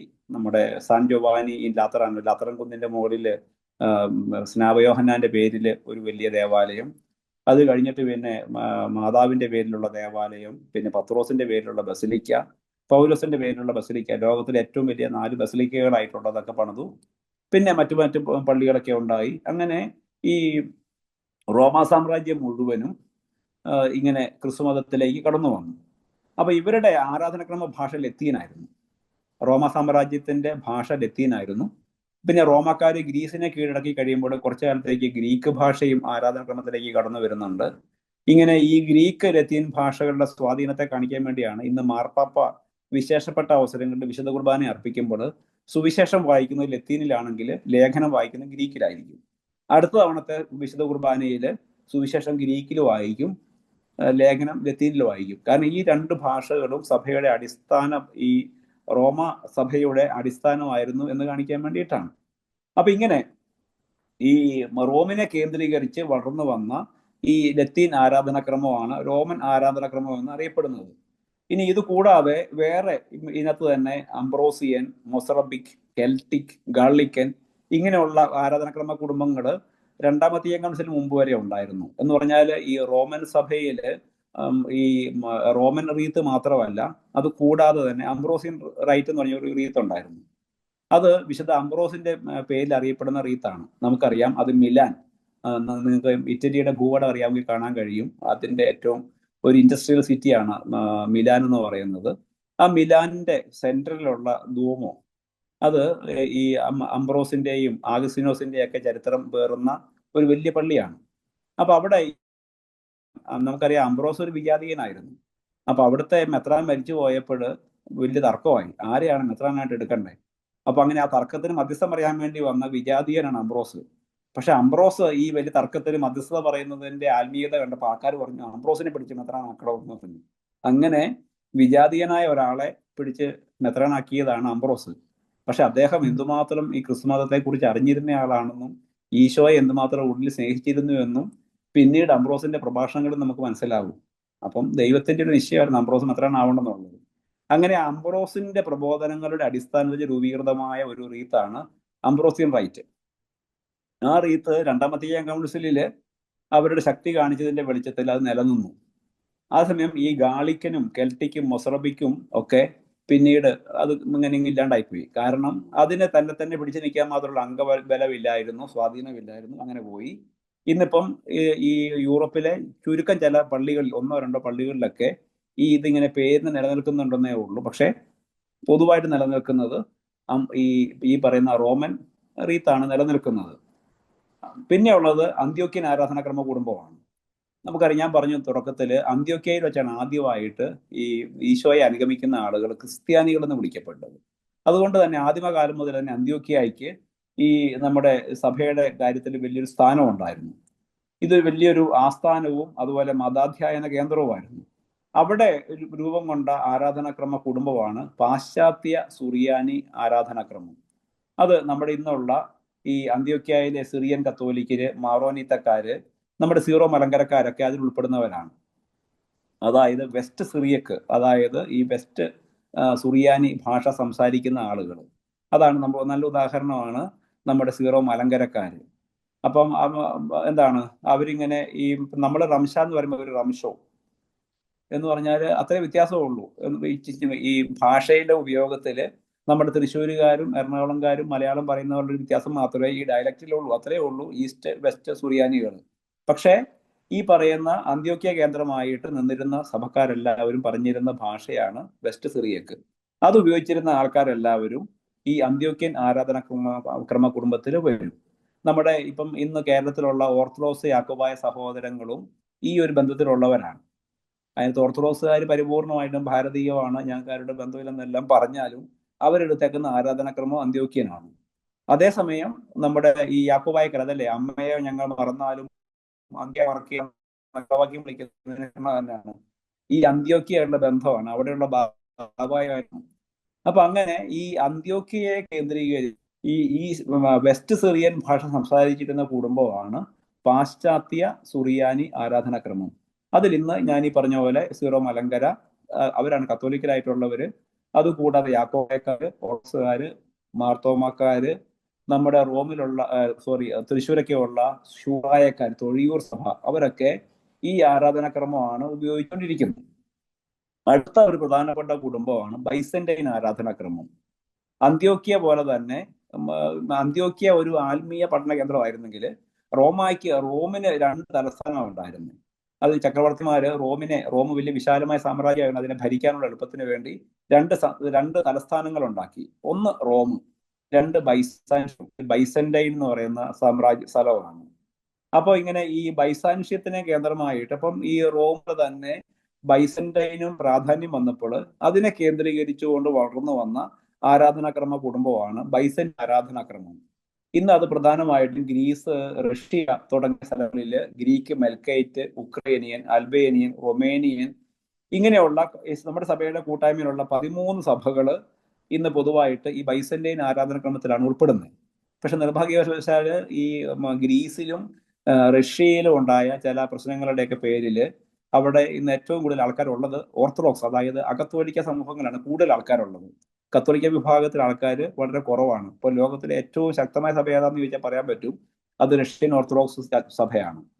അത് ആ രാജ്യത്തിന്റെ ഔദ്യോഗിക സഭയും കൂടെയാണ്. അപ്പൊ അതുകൊണ്ട് തന്നെ ഇത് തുടക്കത്തിലെല്ലാം ഒന്നായിരുന്നു, ബൈസന്റൈൻ്റെ കീഴിൽ തന്നെയായിരുന്നു. അത് പിന്നീട് പാഷണ്ഡതകളും ചില ചർച്ചകളൊക്കെ വന്നു കഴിഞ്ഞപ്പോൾ ഇതിൽ നിന്ന് പിരിഞ്ഞു പോയ, നമ്മൾ ശീഷ്മ എന്നൊക്കെ പറയാല്ലേ, ഭ്രംശങ്ങൾ, സഭാപരമായ ഭിന്നതകൾ ഉണ്ടായപ്പോൾ വേർപിരിഞ്ഞു പോയ ആൾക്കാരാണ്. അങ്ങനെ ഉണ്ടായതാണ് നമ്മുടെ ഈ ഓർത്തഡോക്സ് സഭകൾ.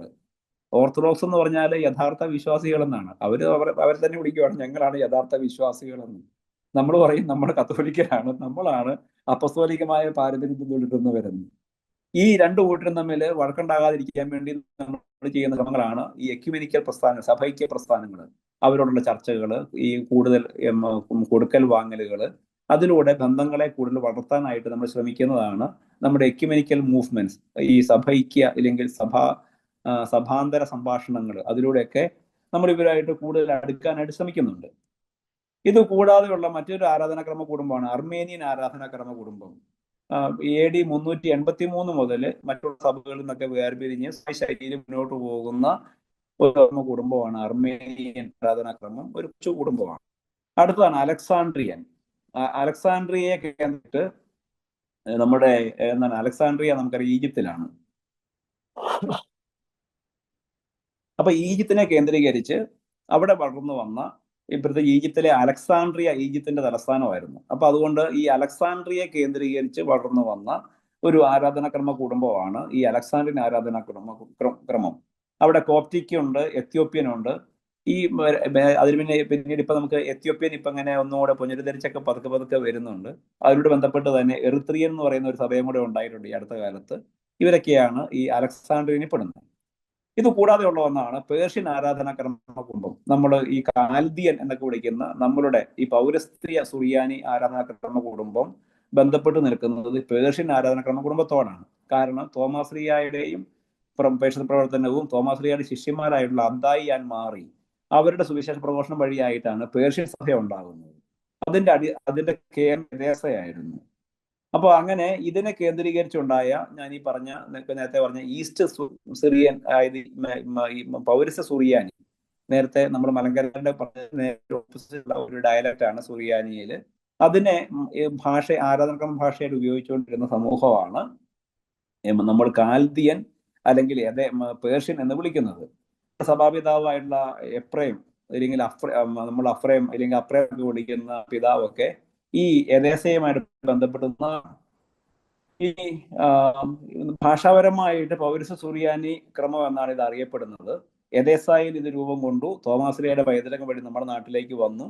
തോമാശ്രീയുടെ വരവിന് ശേഷം ഈ പേർഷ്യൻ സഭയായിട്ട് നമുക്ക് ബന്ധം ഉണ്ടായിരുന്നെന്നും പേർഷ്യയിൽ നിന്ന് മെത്രാന്മാർ ഇവിടെ വന്നിരുന്നു എന്നൊക്കെ, അത് നമ്മുടെ ഈ യൂറോപ്യൻ, അതായത് പ്രത്യേകിച്ച് പോർച്ചുഗീസ് മിഷണറിമാരുടെ വരവ് വരെ ഇവിടെ പേർഷ്യൻ മെത്രാന്മാര് നമ്മളെ സഹായിച്ചിരുന്നു എന്നൊക്കെ ഉള്ളതിന് ചരിത്രങ്ങൾ നമുക്ക് ധാരാളം നമുക്ക് സഭാചരിത്രത്തിൽ കാണാനായിട്ട് കഴിയും. ഇനി പൗരസഭകളും അറിയുമ്പോൾ ഞാൻ പറഞ്ഞു, ഈ പൗരസ്ത്യ പാശ്ചാത്യ തിരിവ് എങ്ങനെ ഉണ്ടായെന്ന് ചോദിച്ചാൽ, നമ്മൾ ഇന്നിപ്പോ പൗരസ്ത്യര് പാശ്ചാത്യര് എന്നൊക്കെ വിളിക്കുമ്പം അത് നമുക്ക് തോന്നും അത് ആരാധനാക്രമത്തിന്റെ പേരിൽ വന്നതാണ്. ഒരിക്കലും അല്ല. ശരിക്കും ഇതൊരു പൊളിറ്റിക്കൽ ഡിവിഷൻ ആയിരുന്നു. റോമിനെ ഭരിക്കാനായിട്ട് ചക്രവർത്തിമാർ കണ്ടുപിടിച്ച സംവിധാനമാണ് റോമിന്റെ കിഴക്കുള്ള സഭകളെ അല്ലെങ്കിൽ ആ പ്രദേശങ്ങളെ ഓറിയന്റൽ ചർച്ച്, ഓറിയന്റൽ എന്നും ഇപ്പുറത്തുള്ളതിനെ പടിഞ്ഞാറൻ, വെസ്റ്റേൺ, അങ്ങനെ ഈസ്റ്റേൺ വെസ്റ്റേൺ ചെയ്ത് റോമിനെ ഭരിക്കാൻ വേണ്ടി മാത്രമായിരുന്നു. പിന്നീട് റോമാ സാമ്രാജ്യം തകർന്നടിഞ്ഞുപോയി. അവിടെ ഉണ്ടായിരുന്ന ക്രിസ്തു മതത്തിൽ വിശ്വസിക്കുന്ന സമൂഹങ്ങൾ ഇങ്ങനെ ഉയർത്തെഴുന്നേറ്റു. അങ്ങനെ വന്നു കഴിഞ്ഞപ്പോൾ കിഴക്കുള്ള സഭകളിൽ നിന്നും പടിഞ്ഞാറെന്നുള്ള സഭകളിൽ നിന്നും കാണിക്കാൻ വേണ്ടി മാത്രമാണ് ഈ പൗരസ്ത്യ പാശ്ചാത്യ എന്നുള്ള ഈ പ്രയോഗം ഉണ്ടായത്. ഇന്നിപ്പം തമാശയ്ക്ക് പറയുകയാണെങ്കിൽ മാർത്തോമാ കുരിശിനോട് കൂടുതൽ സ്നേഹവും ആരാധനാക്രമത്തോട് കുറച്ച് അടുപ്പൊക്കെ ഉള്ള ആൾക്കാരെല്ലാം നമ്മൾ വിളിക്കും പൗരസ്ത്യന്മാരാണ്. അല്ലാത്തവരെല്ലാം വിമതന്മാരാണ്, അല്ലെങ്കിൽ പ്രശ്നക്കാരാണ്, ഇല്ല ആന്റി ഓറിയൽ എന്നൊക്കെ നമ്മൾ പറയും. അതിനൊന്നും യാതൊരു അടിസ്ഥാനവും ഇല്ല. ഞാൻ പറഞ്ഞു വരുന്നത്, ഇങ്ങനെ നമ്മൾ ഈ ഫേസ്ബുക്കിൽ കൂടെയൊക്കെ അങ്ങോട്ടും ഇങ്ങോട്ടും ചീത്ത വിളിച്ച് എഴുതുകയെല്ലാം ചെയ്യുമ്പം ഇതിനൊന്നും ഒരു അടിത്തറില്ല എന്നുള്ള കാര്യം നിങ്ങൾ ഓർത്തിരിക്കണം. അതിന് വേണ്ടിയിട്ടാണ്. അങ്ങനെ ആയാലും തന്നെ തിരുത്തുകയും ചെയ്യണം. കാരണം ഇത് ചക്രവർത്തിമാര് സാമ്രാജ്യത്തെ ഭരിക്കാൻ വേണ്ടി ഉണ്ടാക്കിയ ഒരു പൊളിറ്റിക്കൽ അറേഞ്ച്മെന്റ് മാത്രമാണ്. പണ്ട് തുഗ്ലക്ക് തലസ്ഥാനം മാറ്റി എന്നൊക്കെ പറയുന്ന പോലെ ഒരു പരിഷ്കാരം മാത്രമേ ഉള്ളൂ. അത് പിന്നീട് കാലാന്തരത്തില് നമ്മുടെ സഭകളുടെ ഒരു വ്യക്തിത്വം നിർണ്ണയിക്കുന്ന ഒരു പേരായിട്ട് മാറിയെന്നേ ഉള്ളൂ. അല്ലാണ്ട് അതിലപ്പുറം ഈ പൗരസ്ത്യം എന്ന് പറയുമ്പോൾ ഉടനെ തന്നെ ആരാധനാക്രമം അരച്ച് കലക്കി കുടിച്ചവരൊന്നും അർത്ഥമൊന്നുമില്ല. അതുപോലെ അതുപോലെ ആന്റി ഓറിയന്റലിസം ഒന്നും അങ്ങനെ പ്രയോഗം ശരിയല്ല. അങ്ങനെയുള്ളവർ ഇതിനോട് കട്ട വിരോധമായിട്ട് നടക്കുന്നവരാണെന്നും ചിന്തിക്കാൻ പറ്റുകയില്ല. അതൊക്കെ നമ്മുടെ ഈ ഫേസ്ബുക്ക് സാഹിത്യകാരന്മാരുണ്ടാക്കിയിട്ടുള്ള ചില എന്നാ പറയണ്ടേ, അവരുടെ സംഭാവനകളായിട്ട് മാത്രമേ നമ്മൾ അതിനെ കാണാവുള്ളൂ. ഓക്കെ. ഇനി ഇന്ന് പാശ്ചാത്യ പൗരസഭകൾ എന്ന് പറയുമ്പോൾ അത് തീർച്ചയായിട്ടും ഭൂമിശാസ്ത്രപരമായ ഒരു വേർതിരിവിൽ നിന്ന് മാറി. ഞാൻ പറഞ്ഞു റോമ സാമ്രാജ്യത്തിന്റെ അത് ഇല്ലാതായതോടുകൂടി ആ ഒരു വേർതിരിവ് ഇല്ലാതെയായി. ഇന്ന് നമ്മൾ വിളിക്കുന്നത് ഈ പടിഞ്ഞാറൻ ഇല്ലെങ്കിൽ കിഴക്കൻ രാജ്യങ്ങളിൽ വളർന്നു വരുന്ന, ഇല്ലെങ്കിൽ വളർന്നുകൊണ്ടിരിക്കുന്ന, ജീവിച്ചുകൊണ്ടിരിക്കുന്ന സഭകളെ സൂചിപ്പിക്കാൻ വേണ്ടിയിട്ടാണ്. അപ്പം അത് പ്രകാരം ചിന്തിക്കുവാണെങ്കിൽ പാശ്ചാത്യ സഭ എന്ന് പറഞ്ഞാൽ ലത്തീൻ സഭയാണ്, റോമൻ സഭയാണ്. ആ റോമൻ സഭയിൽ തീർച്ചയായിട്ടും ഞാൻ നേരത്തെ പറഞ്ഞ പോലെ ആരൊക്കെയുണ്ട്? അംബ്രോസിയൻ റൈറ്റ് മുതൽ ഈ കെൽറ്റിക്, ഗാളിക്കൻ, മൊസറബിക് അങ്ങനെയുള്ള സഭാ സമൂഹങ്ങൾ ലത്തീൻ റീത്തിലുണ്ട്. അതുപോലെ തന്നെ ആഫ്രിക്കൻ വൻകരയിലൊക്കെയുള്ള സഭകളൊക്കെ ആ കൂട്ടത്തിലേക്ക് പോകുന്നവയാണ്. അതുപോലെ ഈ നമ്മുടെ പൗരസഭ എന്ന് പറഞ്ഞു കഴിഞ്ഞാൽ അതിനകത്ത് നമ്മുടെ അന്ത്യോക്യനും കാൽദിയനും ഈ സഭാ സമൂഹങ്ങൾ മുഴുവനും നമ്മുടെ കൂട്ടത്തിലുമുണ്ട്. അപ്പൊ ഇങ്ങനെ ഈ പൗരസ്ത്യ പാശ്ചാത്യ ആരാധനാക്രമങ്ങളുടെ തിരിവും എങ്ങനെയാണ്? ഈ പറഞ്ഞ ഈ പണ്ടത്തെ ഭൂമിശാസ്ത്രം വിട്ടു, സാമ്രാജ്യത്തിന്റെ ഘടകങ്ങളൊക്കെ ഇല്ലാതെയായി. പിന്നീട് ഈ ഭൂഗോളത്തിന്റെ രണ്ട് വശങ്ങളിൽ താമസിക്കുന്നവരെന്നുള്ള നിലയിലാണ് നമ്മൾ ഇന്ന് പാശ്ചാത്യം പൗരസ്ത്യം എന്നൊക്കെ നമ്മൾ കാണുന്നത്. ഇനി പൗരസഭകളും പൗരസ്ത്യ ആരാധനാക്രമത്തെയും കുറിച്ച് പറയുവാണെങ്കിൽ നമുക്കറിയാം, ഈ രണ്ടാം വത്തിക്കാൻ കൗൺസിൽ വരെ ലോകത്തിൽ ഏറ്റവും കൂടുതൽ പ്രാധാന്യത്തോടെ നിലനിന്ന ഒരു റീത്ത് റോമൻ റീത്ത് തന്നെയായിരുന്നു. കാരണം എന്ന് വെച്ചാൽ റോമിന്റെ ഭരണപരമായിട്ടുള്ള സവിശേഷതകൾ, റോമൻ സാമ്രാജ്യത്തിന്റെ സ്വാധീനം, അത് കഴിഞ്ഞ് മാർപ്പാപ്പമാരൊക്കെ യൂറോപ്പിൽ നിന്ന് വരുന്നു. ദൈവശാസ്ത്രപരമായ ചർച്ചകളും കാര്യങ്ങൾക്കും എല്ലാം റോമൻ, ഇല്ലെങ്കിൽ ഈ ഹോളി റോമൻ എംപറർ, ഈ നമ്മുടെ എന്താണ് വിശുദ്ധ റോമാ സാമ്രാജ്യത്തിന്റെ തലവനായിട്ട് മാർപ്പാപ്പ വരുന്നു, ചില ചക്രവർത്തിമാർ വരുന്നു. അപ്പൊ ഇവരുടെയൊക്കെ പിന്തുണയോടെയൊക്കെ വളർന്നതുകൊണ്ട് എപ്പോഴും സഭാ സമൂഹത്തിന്റെ എല്ലാ കാര്യങ്ങളിലും പ്രാമുഖ്യം വന്നിരുന്നത് റോമൻ സഭയ്ക്കാണ്. അതുകൊണ്ടാണ് മാർപ്പാപ്പമാർ എപ്പോഴും ലാറ്റിൻ റീത്തിൽ നിന്ന് മാത്രം വന്നുകൊണ്ടിരുന്നത്. അപ്പോ ഈ ഒരു കാര്യത്തിന് ഒരു മാറ്റം ഉണ്ടായത് പ്രകടമായ ഒരു എന്ന് പറഞ്ഞാൽ ഇങ്ങനെ വലിയ കടുത്ത അനീതിയൊക്കെ നമുക്ക് കിട്ടിയെന്നുള്ളതല്ല, മറിച്ച് എപ്പോഴും ലോകത്തിലെ സഭകളെ എടുക്കുമ്പം ആ സഭയുടെ അമ്മയായിട്ട് നിൽക്കുന്നത് റോമൻ സഭയാണ്. അതുകൊണ്ട് തന്നെ വത്തിക്കാനിൽ എന്തെങ്കിലും ചെല്ലുവാണെങ്കിൽ ഈ നമ്മുടെ ലാറ്ററൻ ബസിലിക്കയുടെ എഴുതി വെച്ചിട്ടുണ്ട്, ലോകത്തിലെ എല്ലാ പള്ളികളുടെയും അമ്മയും തലവനും, മാത്തർ എത്ത് കപ്പൂത്ത്, ശിരസും അമ്മയുമാണ് ഈ പള്ളിയിൽ നിന്ന്. ഈ പള്ളിയിൽ നിന്നുണ്ടായ മക്കളെ ലോകത്തുള്ളൂ എന്നവിടെ അവരുടെ അതിന്റെ ഫ്രണ്ടിൽ തന്നെ ലത്തീനിൽ എഴുതി വെച്ചേക്കുവാണ്. എന്ന് പറഞ്ഞാൽ ഈ സ്വാധീനവും ഈ ഭരണപരമായ കാര്യവും സമ്പത്തും അധികാരവും ചക്രവർത്തിമാരുടെ പിന്തുണയൊക്കെ ഉണ്ടായിരുന്നത് കൊണ്ട് തന്നെ റോമിന് അനിഷേധ്യമായ ഒരു സ്ഥാനം ഉണ്ടായിരുന്നു. നമുക്കത് ഇല്ലായിരുന്നു. കാരണം ഈ പൗരസ്ത്യ ദേശങ്ങളിൽ സഭ വളർന്നു വന്നു. 6-ാം നൂറ്റാണ്ടിന്റെ അവസാനത്തോടെ ഇസ്ലാം മതം ഇങ്ങനെ വിശാലമായിട്ട് വന്നു. അതിന്റെ പടയോട്ടത്തിൽ നമ്മുടെ വിശുദ്ധ സ്ഥലങ്ങൾ അടക്കം അവരുടെ കീഴിലായിപ്പോയി. പലയിടത്തും ഈ നമ്മുടെ മധ്യ പൂർവ്വദേശത്തെ സഭകൾ ഇല്ലാതെയായി പോയി, ഇല്ലെങ്കിൽ കൊന്നൊടുക്കപ്പെട്ടു. ഇപ്പൊ ഈ അടുത്ത നാളിൽ ലെബനൻ ഇല്ലാണ്ടായി എന്ന് പറയുന്ന പോലെ നമ്മുടെ ഈ 20-ാം നൂറ്റാണ്ടിലാണ് നമ്മുടെ കൺമുമ്പിൽ ലെബനൻ എന്ന് പറയുന്ന ഒരു ക്രൈസ്തവ രാഷ്ട്രം ഇല്ലാണ്ടായിട്ട് പോയത്. അപ്പൊ അങ്ങനെയുള്ള കാര്യങ്ങൾ പണ്ട് ഈ 10-ാം നൂറ്റാണ്ടിന് മുമ്പ് സംഭവിച്ചതിന്റെ ഫലമായിട്ട് പൗരസ്ത്യ സഭകൾ ഇല്ലാതെയായിപ്പോയി.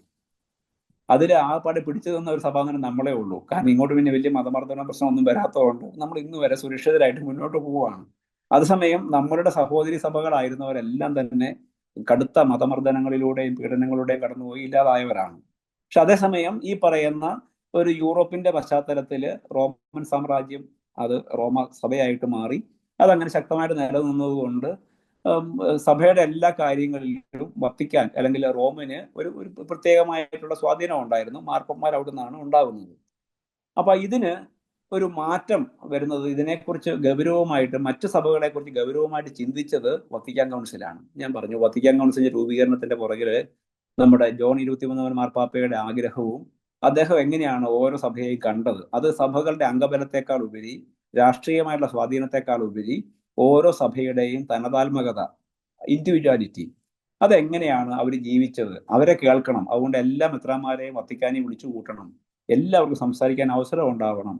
ഞാൻ തലശ്ശേരി രൂപതക്കാരനാണ്. ഞങ്ങളുടെ ആദ്യത്തെ പിതാവായിരുന്ന സെബാസ്റ്റ്യൻ പള്ളോപ്പള്ളി പിതാവ് ഈ വത്തിക്കാൻ കൗൺസിലിൽ പോയി സംസാരിച്ച ആളാണ്. അങ്ങനെ ഞാൻ പറഞ്ഞത്, ഈ ഒരു കുടിയേറ്റക്കാരുടെ ഏറ്റവും പ്രാകൃതമായ ഒരു രൂപതയിൽ നിന്ന് പോലും ഒരു മെത്രാന് സംസാരിക്കാൻ അവസരം കിട്ടിയെന്ന് പറഞ്ഞാൽ നിസ്സാരമല്ല. എന്ന് പറഞ്ഞാൽ എല്ലാവർക്കും സംസാരിക്കാൻ അവസരങ്ങൾ കിട്ടി. അതിൻ്റെ ഒരു പരസ്പരം ശ്രവിച്ചു. അതിന്റെ അടിസ്ഥാനത്തിലാണ് ഈ പൗരസഭകളെ കുറിച്ച് ഒരു പ്രമാണരേഖയുണ്ടായി. ഇതിന്റെ പേരാണ് OE, ഓറിയന്താലിയും എക്ലേസിയോയും. അവിടെ നമ്മൾ കാണുവാണ് ഇങ്ങനെ ഞാൻ ഈ പറഞ്ഞ പോലെ ഇത്രയും സ്വാധീനം ഉണ്ടായിരുന്ന റോമൻ സഭ എല്ലാവരെയും വിളിച്ചു കൂട്ടിയിട്ട് നമ്മളോട് പറയുവാണ്, നിങ്ങളുടെ സഭയ്ക്ക് ഒരു പാരമ്പര്യമുണ്ട്, നിങ്ങൾക്ക് നിങ്ങളുടേതായിട്ടുള്ള ഒരു തനിമയുണ്ട്, നിങ്ങൾ അതിനെ വീണ്ടെടുക്കണം, അതിനെ പഠിപ്പിക്കണം, കണ്ടുപിടിക്കണം, അതിലേക്ക് മടങ്ങിപ്പോകണം. അതിന്റെ അടിസ്ഥാനത്തിലാണ് നമുക്കറിയാം നമ്മുടെ സഭയിൽ പ്രാരംഭ കൂദാശകൾ മാമോദീസ, സൈര്യലേപനം, വിശുദ്ധ കുർബാന, അത് 16-ാം നൂറ്റാണ്ട്, അതായത് പോർച്ചുഗീസ് മിഷണറിമാരുടെ വരവ് വരെ നമ്മൾ അത് ഒന്നിച്ചാണ് കൊടുത്തുകൊണ്ടിരുന്നത്. കാരണം നമ്മുടെ ചിന്താപ്രകാരം, ആരാധനക്രമത്തിന്റെ ചിന്തയുടെ അടിസ്ഥാനത്തിൽ ഒരു കുഞ്ഞ് ദൈവത്തിലേക്ക് അടുക്കുന്നത് ഈ 3 കൂദാശകളിലൂടെയാണ്.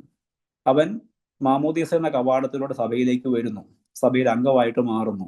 ഈ സൈര്യലേപനം എന്ന തൈലാഭിഷേകം വഴി പരിശുദ്ധാത്മാവിന്റെ ആലയമായിട്ട് മാറുന്നു. ഇങ്ങനെ പരിശുദ്ധാത്മാവിന്റെ ആലയമായി സഭയിൽ അംഗമായിട്ട് മാറിയ ആൾക്ക് ഈശോയെ സ്വീകരിക്കാനുള്ള അവകാശമുണ്ട്. അവന് ഈശോയുടെ തിരുശരീരങ്ങൾ കൊടുക്കുന്നു. അങ്ങനെ ഈ 3 കൂദാശകളും കൂടെ കൂടി ഒരു കുഞ്ഞിനെ ദൈവിക ജീവനിലേക്ക് പ്രവേശിപ്പിക്കുന്ന 3നെയും ഒന്നായിട്ട് സാക്രമെന്റ്സ് ഓഫ് ഇനീസിയേഷൻ, പ്രവേശന കൂദാശകൾ, ഒരു വ്യക്തിയെ ഈശോയിലേക്ക് പ്രവേശിപ്പിക്കുന്ന, സഭയിലേക്ക് പ്രവേശിപ്പിക്കുന്ന കൂദാശകൾ എന്ന് വിളിച്ച്. അത് പിന്നീട് ഈ പോർച്ചുഗീസ് മിഷണറിമാർക്ക് ഇവിടെ വന്ന് കഴിഞ്ഞപ്പോൾ അവർ അങ്ങനെ ശരിയായില്ല, കൊച്ചുങ്ങൾക്ക് ഈശോ എന്നാണെന്ന് അറിയാവോ, കുമ്പസാരം എന്നാണെന്ന് അറിയത്തില്ലല്ലോ, അതുകൊണ്ട് ഞാൻ അവരൊക്കെ തെറ്റു പറയാൻ പറ്റുകയില്ല. അവരുടെ ചിന്താഗതി പ്രകാരം അത് ശരിയല്ല, കാരണം കുഞ്ഞുങ്ങൾ അങ്ങനെ ഈശോയെ സ്വീകരിക്കാൻ പ്രാപ്തരല്ല. അതുകൊണ്ട് ഈ കൂദാശകൾ 3ആയിട്ട് തന്നെ പരികർമ്മം ചെയ്യണം.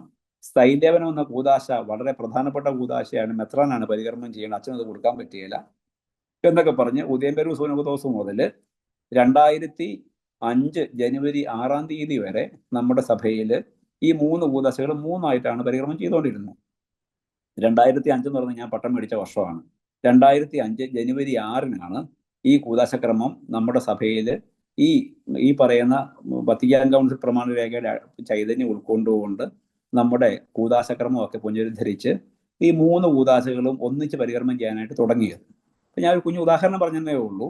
ഈ ഓരോ റീത്തും അതിൻ്റെ വ്യക്തിപരമായ സവിശേഷതകളെ കണ്ടെത്തണം, അതിനെ വീണ്ടെടുക്കണം എന്ന് വത്തിക്കാൻ കൗൺസിൽ ആഗ്രഹിച്ചതിന്റെ വെളിച്ചത്തിൽ ഉണ്ടാക്കിയ പ്രമാണരേഖയുടെ അടിസ്ഥാനത്തിലാണ് ഇന്ന് നമ്മൾ നമ്മുടെ ഓരോരോ കാര്യങ്ങളെ വീണ്ടെടുത്തുകൊണ്ടിരിക്കുന്നത്. ഇതിന്റെ മറ്റൊരു ഉദാഹരണമാണ് നമ്മുടെ യാമപ്രാർത്ഥനകൾ. നമ്മുടെ സഭയുടെ യാമപ്രാർത്ഥനകൾ നമുക്കറിയാം, പണ്ട് നമുക്ക് കുറെ നാൾ ഇല്ലായിരുന്നു, പിന്നീട് അച്ഛന്മാർ മാത്രമാണ് ചൊല്ലിക്കൊണ്ടിരുന്നത്. ഇന്നിപ്പോൾ അത് ഇങ്ങനെ വീണ്ടെടുത്ത് പുനരുദ്ധരിച്ച് നമ്മുടെ മുമ്പിൽ കൊണ്ടുവരുന്നുണ്ട്. അപ്പൊ ഇങ്ങനെ ഓരോ കാര്യങ്ങളെ നമ്മളിങ്ങനെ വീണ്ടെടുത്തുകൊണ്ട് വരുവാണ്. ഇനി മരിച്ചവരുടെ സംസ്കാര കർമ്മത്തിന്റെ കാര്യങ്ങൾ ഇപ്പൊ നമ്മൾ കാലത്തെ അതേപടി കോപ്പി അടിച്ചൊക്കെ ഉപയോഗിച്ചുകൊണ്ടിരിക്കുന്നത്. നമ്മുടെ നമ്മുടെ ആബേലച്ചൻ, അദ്ദേഹം കവിയും ഒരു ദൈവാനുഗ്രഹമുള്ള ആളായിരുന്നതുകൊണ്ട് ആൾ എഴുതിയുണ്ടാക്കിയ ക്രമമാണ് നമുക്കിപ്പോൾ ഉള്ളത്. പക്ഷേ അതിന്റെ ഉള്ളടക്കം വെച്ച് നോക്കുവാണെങ്കിൽ അത് നമ്മുടെ ഈ പൗരസ്യ ആരാധനമായിട്ട് ചേർന്ന് പോകുന്നതാണ്. 16-ാം നൂറ്റാണ്ടിന് മുമ്പുണ്ടായിരുന്ന ക്രമമുണ്ട്. അപ്പൊ അതൊക്കെ ഇപ്പം പുനരുദ്ധരിക്കാനായിട്ട് മൗണ്ട് സെന്റ് തോമസിൽ ഈ ലിറ്ററേച്ചർ ഒക്കെ പഠിച്ച ആൾക്കാർ ഒന്നിച്ചുകൂടി ചർച്ചയൊക്കെ ചെയ്ത് ആ ടെക്സ്റ്റുകൾ പുനരുദ്ധരിച്ചുകൊണ്ടിരിക്കുകയാണ്. അപ്പൊ ഞാൻ പറഞ്ഞു വന്നത് ഇങ്ങനെ ഓരോ സഭയുടെയും തനതായ ദൈവശ്രമം, ആരാധനാക്രമം, ശിക്ഷണക്രമം, ഭരണ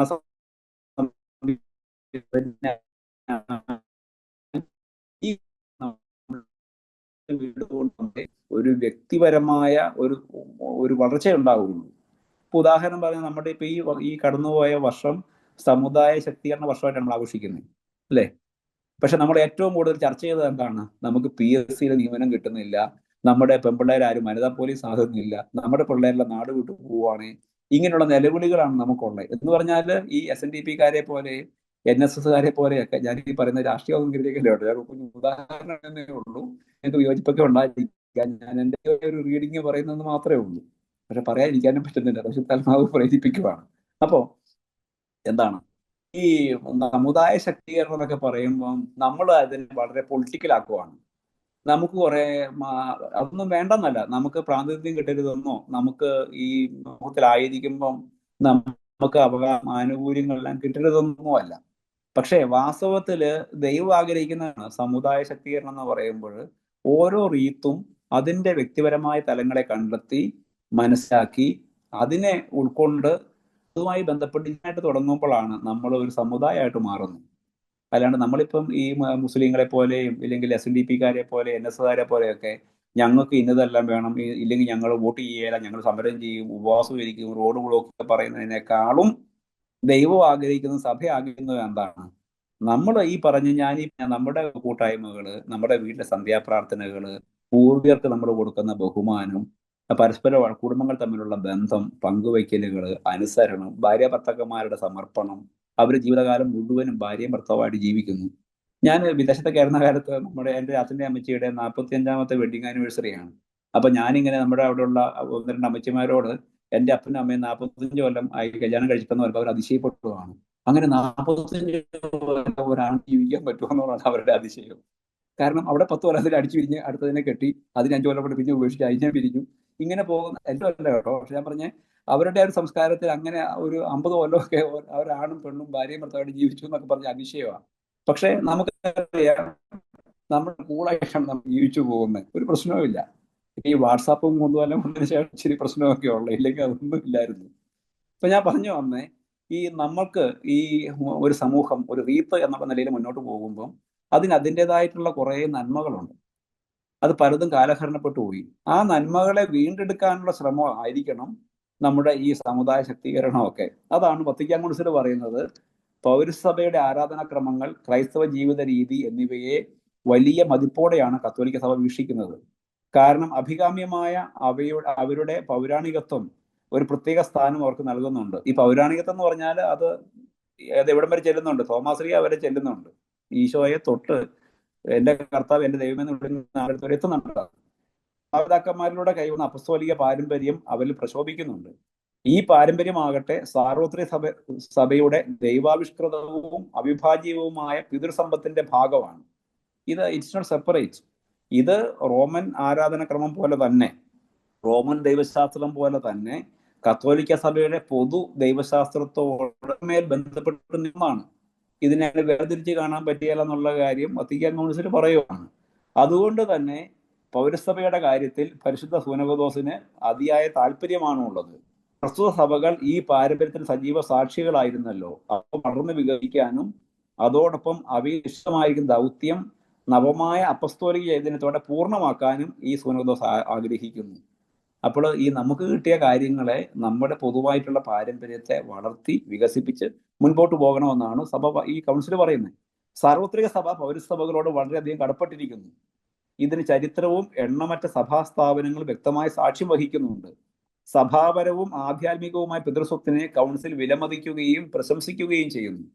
അതോടൊപ്പം ഇതിനെ ക്രിസ്തുവിൽ സാർവത്രികമായി പരിഗണിക്കുകയും ചെയ്യും. അപ്പൊ ഈ പൗരസ്ത്യ പാശ്ചാത്യ സഭകൾക്ക് രണ്ടിനും തുല്യ പ്രാധാന്യമുണ്ട്. പിന്നീട് നമ്മൾ കാണും ഈ വത്തിക്കാൻ കൗൺസിലിൽ പങ്കെടുത്ത ആളാണ് ജോൺ പോൾ രണ്ടാമൻ മാർപ്പാപ്പ. ആ മാർപ്പാപ്പ പിന്നീട് പറഞ്ഞു, ഈ സഭ ഒരു ശരീരമാണെങ്കിൽ അതിന്റെ 2 ശ്വാസകോശങ്ങളാണ് പൗരസ്ത്യ പാശ്ചാത്യ സഭകൾ. ഈ 2 ശ്വാസകോശം ഇല്ലാതെ മുമ്പോട്ട് പോവുകയില്ല. അപ്പം എന്താണ് ഈ സഭ പരിശുദ്ധാത്മാവിനെ ശ്വസിക്കുന്നത് 2 ശ്വാസങ്ങളിലൂടെയാണ്. ഒന്ന് പൗരസ്ത്യമാണെങ്കിൽ മറ്റേത് പാശ്ചാത്യമാണ്. അപ്പൊ അത്രയും മനോഹരമായ രീതിയിൽ നമ്മുടെ ഈ പൗരസ്ത്യ സഭകളെ കുറിച്ച് റോമൻ സഭകൾ ഈ നമ്മുടെ കത്തോലിക്ക സഭയ്ക്ക് ചിന്തയുണ്ടെന്നുള്ള കാര്യം നിങ്ങളുടെ ഓർമ്മയിലേക്ക് ഒന്ന് കൊണ്ടുവരുവാണ്. ഇനി നമുക്ക് 2-ാം അധ്യായത്തിലേക്ക് പോകാം. നമ്മുടെ സമയം എന്തോരായി? 10:11. അയ്യോ, ഞാനിവിടെ നിർത്താം. നിങ്ങളുടെ സംശയങ്ങളൊക്കെ കേൾക്കാം. ഇല്ലല്ലേ, നീണ്ടുപോയ പിന്നെയോ? ഇതെല്ലാം മലയാളത്തിലായിരുന്നു, നിങ്ങൾക്ക് വായിച്ചാലെല്ലാം പിടി കിട്ടിക്കോളും. ഞാനിപ്പോൾ ഒരു അടിസ്ഥാനപരമായ കാര്യങ്ങൾ പറഞ്ഞു തന്നിട്ടുണ്ട്.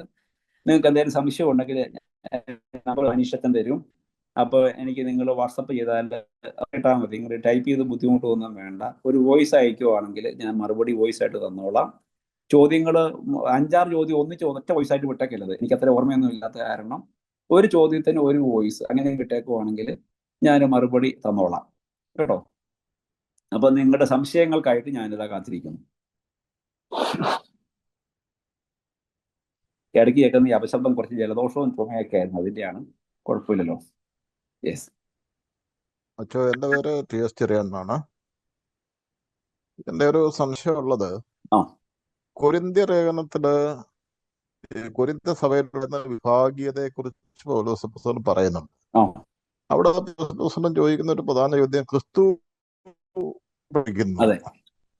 ഇപ്പൊ ഇന്നത്തെ സ്ഥിതിയിൽ പല സഭാ വിഭാഗങ്ങളും പലതായിട്ട് നിന്ന് പലതിൻ്റെ ഇടയിൽ വൈരുദ്ധ്യങ്ങളും സമാനതകളുണ്ടെങ്കിലും വൈരുദ്ധ്യങ്ങളും ഉണ്ട്. ഈ വൈരുദ്ധ്യങ്ങളുടെ ഇടയിൽ നിന്ന് ഒന്ന് മറ്റത് ശരിയാണ്, ഇത് ഞാൻ ശരിയാണ്, ഇത് ഞാൻ ശരിയാണ് എന്ന് പറയുന്നത് പൗലോസ് അപ്പോസ്തലൻ അന്ന് കൊരിന്ത്യ സഭയെ ചോദിച്ച അതേ ചോദ്യം തന്നെ ചോദിക്കുന്നത്. തീർച്ചയായിട്ടും അതിന്റെ ഉത്തരം തന്നെ പറയുന്നുണ്ട്. പൗലോസ് നട്ടു, അപ്പോളോസ് നനച്ചു, തമ്പുരാനാണ് വളർത്തിയത് എന്ന് പറഞ്ഞാൽ അതായത് നിങ്ങളെന്നുള്ള വേദന വന്നാൽ തന്നെ സഭ ഇല്ലാണ്ടായി. കാരണം എല്ലാം ക്രിസ്തുവിന്റെ ആണല്ലോ. പൗലോസ് പറഞ്ഞില്ല, അവസാനം എല്ലാം ഏറ്റവും ക്രിസ്തുവിലാവണം, എല്ലാവരും ക്രിസ്തുവിൻ്റെതാവണം. അതാണ് സഭയുടെ അടിസ്ഥാനം. നിങ്ങളെന്നുള്ളൊരു വേർതിരിവ് വന്നു കഴിഞ്ഞാൽ അവിടെ ദൈവം ഇല്ലാതായി. കാരണം 2-3 പേർ ഒന്നിച്ചുകൂടി ദൈവത്തെ സ്വർഗസ്വനായ പിതാവെന്ന് വിളിക്കുന്നതാണ് സഭ. ഈ 2-3 പേർ ഒന്നിച്ചു കൂടുമ്പം ഈ 2-3 പേര് 2-3 ഗ്രൂപ്പായിട്ട് തിരിയുന്നെങ്കിൽ ദൈവത്തിന് അവിടെ വരാൻ പറ്റിയല്ല. ടൈമിലെ ദൈവമേ ഉള്ളൂ. അപ്പൊ അതുകൊണ്ട് സാറ് പറഞ്ഞത് വളരെ കൃത്യമാണ്. ഇന്ന് നമ്മൾ തീർച്ചയായിട്ടും ഇതിന് വിരുദ്ധമായ സാക്ഷ്യം നൽകുന്നുണ്ട്. പക്ഷെ ഒരിക്കലും ഔദ്യോഗികമായിട്ട് നിങ്ങൾ ഓർക്കണം, നമ്മൾ ഔദ്യോഗികമായിട്ടല്ല, അനൗദ്യോഗികമായിട്ട് ഈ ഫേസ്ബുക്കിലും ഇതിലൊക്കെ എഴുതി പിടിപ്പിക്കുന്ന കാര്യങ്ങളേ ഉള്ളൂ. ഔദ്യോഗികമായിട്ട് നമ്മൾ അകത്തോലിക്ക സഭക്കാരോട് പോലും ചർച്ചകൾ നടത്തി അവരുമായിട്ട് ധാരണയൊക്കെ ഉണ്ടാക്കി നമ്മളെല്ലാം ഒരേ വിശ്വാസത്തിൽ മുന്നോട്ട് പോകുന്നവരാണ്. ഓരോ കാര്യങ്ങളിൽ വന്നിട്ടുള്ള തെറ്റിദ്ധാരണകളും സംശയങ്ങളും ചില ഉതപ്പുകളും കാരണം പിരിഞ്ഞു പോയവരാണ്. അതിനെക്കുറിച്ചൊക്കെ നമ്മളൊന്ന് വേദനിക്കുന്നുണ്ട്, പരസ്പരം മാപ്പ് പറയുന്നുണ്ട്. അങ്ങനെ സഭ ഔദ്യോഗികമായിട്ട് ഇതിനെല്ലാം പരിഹരിക്കാൻ ശ്രമിച്ചുകൊണ്ടായിരിക്കുന്നത്. പക്ഷെ പലപ്പോഴും സംഭവിക്കുന്ന തന്നെയാണ്, ഞാൻ പഴയാളി എന്ന് പറയുവാണെങ്കിൽ ഞങ്ങളുടെ കുറച്ച് അച്ഛന്മാരും കുറച്ച് അൽമായരും മാത്രമാണ് ഇങ്ങനെ ചിന്തിച്ച് ഇതിനെതിരെ എഴുതിക്കൊണ്ടൊക്കെ ഇരിക്കുന്നത്. അത് ഈ കാലം മുന്നോട്ട് പോകുന്ന പ്രബോധനങ്ങളും ക്ലാസ്സുകളൊക്കെ കൂടി അതിൽ മാറ്റം വരുമെന്നാണ് എനിക്ക് തോന്നുന്നത്. കാരണം നമ്മൾ പണ്ടത്തെക്കാളെല്ലാം കുറെ ശത്രുതയെല്ലാം മറന്ന് ക്ഷമിക്കാനൊക്കെ തയ്യാറായി മനസ്സിലാക്കി വരുന്നുണ്ട്. അതുകൊണ്ട് ഇതിന് പരിഹാരങ്ങൾ ഉണ്ടാകും. Thank you.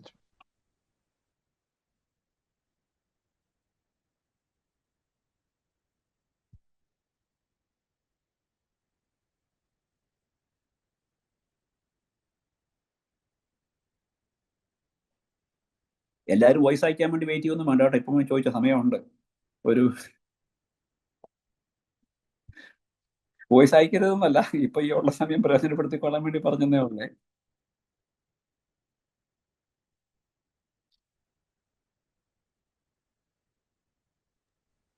നിങ്ങൾ എല്ലാവരും കേരളത്തിൽ ഒരു വിശുദ്ധ കുർബാന സംസർഗത്തോ എന്തോ പറഞ്ഞു ഇത് അച്ഛൻ പറഞ്ഞ ഈ യോജിച്ചുള്ള പ്രവർത്തനം നടക്കുന്ന ആ, ഹലോ, കേക്കാമോ? കേക്കാമോ? കേൾക്കാം കേക്കാമോ? കേൾക്കാം കേൾക്കാം ആ കേൾക്കാം, നന്നായിട്ട് ആ കേൾക്കാം. യോജിച്ചു യോജിച്ചുള്ള പ്രവർത്തനം നടക്കുന്നത് ഒരു കുർബാന സംസർഗത്തിലേക്ക് വളരും എന്ന അച്ഛന് പ്രതീക്ഷയുണ്ടോ? തീർച്ചയായിട്ടും ഉണ്ട്. ഇപ്പൊ നോക്കിയേ, ഞാന് ഒരു 10 കൊല്ലം മുമ്പ് നമ്മുടെ ഈ പറഞ്ഞ മൗണ്ട് സെന്റ് തോമസിൽ CLC അംഗമായിരുന്നു, സെൻട്രൽ ലിറ്റർജിക്കൽ കമ്മിറ്റി. നമ്മുടെ കുർബാന പരിഷ്കരണത്തിന്റെ കമ്മിറ്റി ആയിരുന്നു കേട്ടോ. ഒരു രഹസ്യം പറയുവാണ്, ആരോടും പറയുമെന്ന് ചെയ്തേക്കല്ലേ. അപ്പൊ അവിടെ വരുമ്പം അന്ന് ഞങ്ങൾ മീറ്റിംഗ് കൂടുമ്പം ഒരു 3 ഗ്രൂപ്പായിട്ടൊക്കെ പോയി ഇരുന്നുകൊണ്ടിരുന്നത്, ചോറുണ്ണാൻ പോലും, തുറന്നു പറഞ്ഞാല്. എന്ന് പറഞ്ഞാൽ ഈ 2-3 ചിന്തകളുള്ള രീതിയിലായിരുന്നു പൊക്കോണ്ടിരുന്നത്. പക്ഷെ അത് ഒരു 5 കൊല്ലം ആ മീറ്റിംഗ് പങ്കെടുത്തപ്പോഴത്തേനും ഞങ്ങളെല്ലാവരും ഒറ്റക്കെട്ടായി. തീർച്ചയായിട്ടും ഞങ്ങളുടെ വീക്ഷണങ്ങളിൽ വ്യത്യാസമൊക്കെ ഉണ്ടെങ്കിലും കുറച്ചൊരു പാരമ്പര്യങ്ങൾ മുഴുവൻ അതേപടി വേണമെന്ന് ചിന്തിക്കുമ്പം ഒരു പാരമ്പര്യവും വേണ്ട, പുരോഗമനം മതിയെന്ന് ചിന്തിക്കുന്നവരും ഇത് രണ്ടും വേണം, നമുക്ക് പപ്പാതി വേണം വേണമെന്ന് ചിന്തിക്കുന്നവരും ഉണ്ടായിരുന്നെങ്കിലും ഞങ്ങൾ ഈ 3 ചിന്താഗതിക്കാരും ഒന്നിച്ച് സംസാരിക്കാനും തമാശ പറയാനും കളിയാക്കാനും പിറന്നാൾ ആഘോഷിക്കാനൊക്കെ തുടങ്ങി. അതിന്റെ ഫലമായിട്ടാണ് നമ്മൾ ഇന്ന് കാണുന്ന കുർബാന ഏകീകരണത്തിലേക്ക് വന്നേ. ഇന്നിപ്പോ നമ്മൾ എന്തെല്ലാം കുറ്റം പറഞ്ഞാലും ഒരു രൂപത മാത്രമേ അതിൽ മാറി നിൽക്കുന്നുള്ളൂ. നമുക്ക് അവരെയും കുറ്റം ശരിക്കും പറയത്തില്ല. എന്ന് പറഞ്ഞാല് എന്തുകൊണ്ട് അങ്ങനെ ആയിന്ന് ചോദിച്ചു കഴിഞ്ഞാൽ അത് വേണ്ട രീതിയിൽ നമ്മൾ അതിനെ കൈകാര്യം ചെയ്യാത്തതുകൊണ്ട് തന്നെയാണ്. ഇപ്പം ഇന്നിപ്പം നമ്മൾ ചർച്ചയെല്ലാം നടത്തി പാമ്പളാനി പിതാവിൻ്റെ ഒക്കെ ഞാൻ തലശ്ശേരിക്കാരനായതുകൊണ്ട് പാമ്പളാനി പിതാവിനെ പുകഴ്ത്തുമല്ല കേട്ടോ, മറിച്ച് നമ്മൾ ഇന്ന് മതിയായ രീതിയിൽ അവരെ കേൾക്കാനൊക്കെ തയ്യാറായപ്പോൾ ഇപ്പം നോക്കിയ മാറ്റങ്ങൾ വരുന്നില്ലേ. അപ്പൊ ഈ കഴിഞ്ഞ ഒരു 10 കൊല്ലം കൊണ്ട്, അതായത് വർക്കിപ്പിതാവിന്റെ കാലത്ത് ഈ പപ്പാതി കുർബാന അങ്ങോട്ടും ഇങ്ങോട്ടും പപ്പാതി എന്ന് പറഞ്ഞപ്പം പകുതി പേര് സമ്മതിക്കുകയും പകുതി പേര് എതിർക്കുകയും ചെയ്തതാണ്. ആ കാലത്ത് നിന്ന് ഈ 10-15 വർഷം കൊണ്ട് നമ്മൾ ഇത്രയും ഐക്യത്തിലേക്ക് വന്നല്ലോ. അപ്പൊ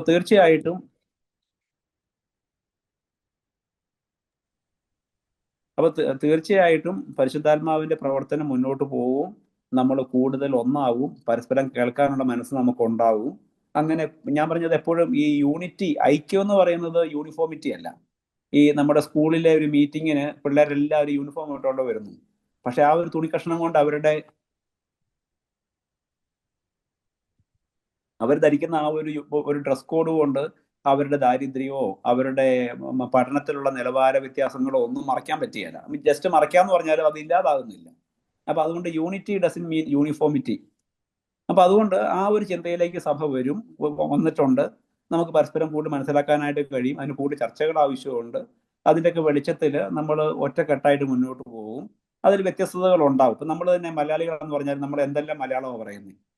കണ്ണൂർ ഞാൻ വീട്ടിൽ ചെല്ലുമ്പോൾ എൻ്റെ അയലോക്കത്തുള്ള ഹിന്ദുക്കളോട് ഞാൻ പറയുന്ന മലയാളം ഒന്ന്, പള്ളി ചെല്ലുമ്പോൾ പറയുന്ന മലയാളം ഒന്ന്, ഇവിടെ കോട്ടയത്ത് വരുമ്പോൾ പറയുന്ന അച്ചടി ഭാഷ വേറെ ഒന്ന്.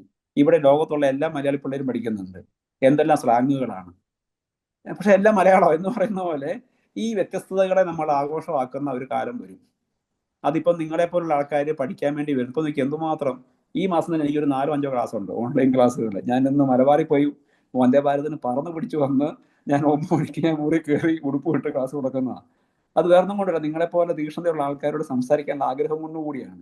അങ്ങനെ ലോകത്തിന്റെ ഏതെല്ലാം ഭാഗങ്ങളിൽ ആൾക്കാർ ഇപ്പം വിശുദ്ധ കുർബാനയെ കുറിച്ച് പഠിക്കാൻ, ദൈവശാസ്ത്രം പഠിക്കാനായിട്ട് തയ്യാറാവുന്നു, അത് ചർച്ച ചെയ്യപ്പെടുന്നു. ഇപ്പൊ യൂട്യൂബിലൊക്കെ നോക്കി എന്തുമാത്രം വീഡിയോകൾ, ചാനലുകളാണ്, ചർച്ചകളാണ്. അപ്പൊ അതുകൊണ്ട് തീർച്ചയായിട്ടും എനിക്ക് വലിയ പ്രതീക്ഷയുണ്ട്. അപ്പോൾ ഒത്തിരി കാലം മുന്നോട്ട് പോകാതെ തന്നെ നമ്മൾ വലിയ ഐക്യത്തിലേക്ക് വരും. നമ്മൾ ഒന്നിച്ച് കുർബാന ചൊല്ലുന്ന, ഇപ്പൊ തന്നെ അങ്ങനെയാണ്, ചെറിയ ചെറിയ ഇതൊക്കെ ഉള്ളൂ. അതെല്ലാം മാറി നമ്മൾ സ്നേഹത്തിലേക്ക് വരുന്നില്ലേ. അതുകൊണ്ട് വലിയ മാറ്റം ഉടനെ ഉണ്ടാകുമെന്നാണ് എനിക്ക് പ്രതീക്ഷയുള്ളത്. താങ്ക് യു അച്ഛൻ.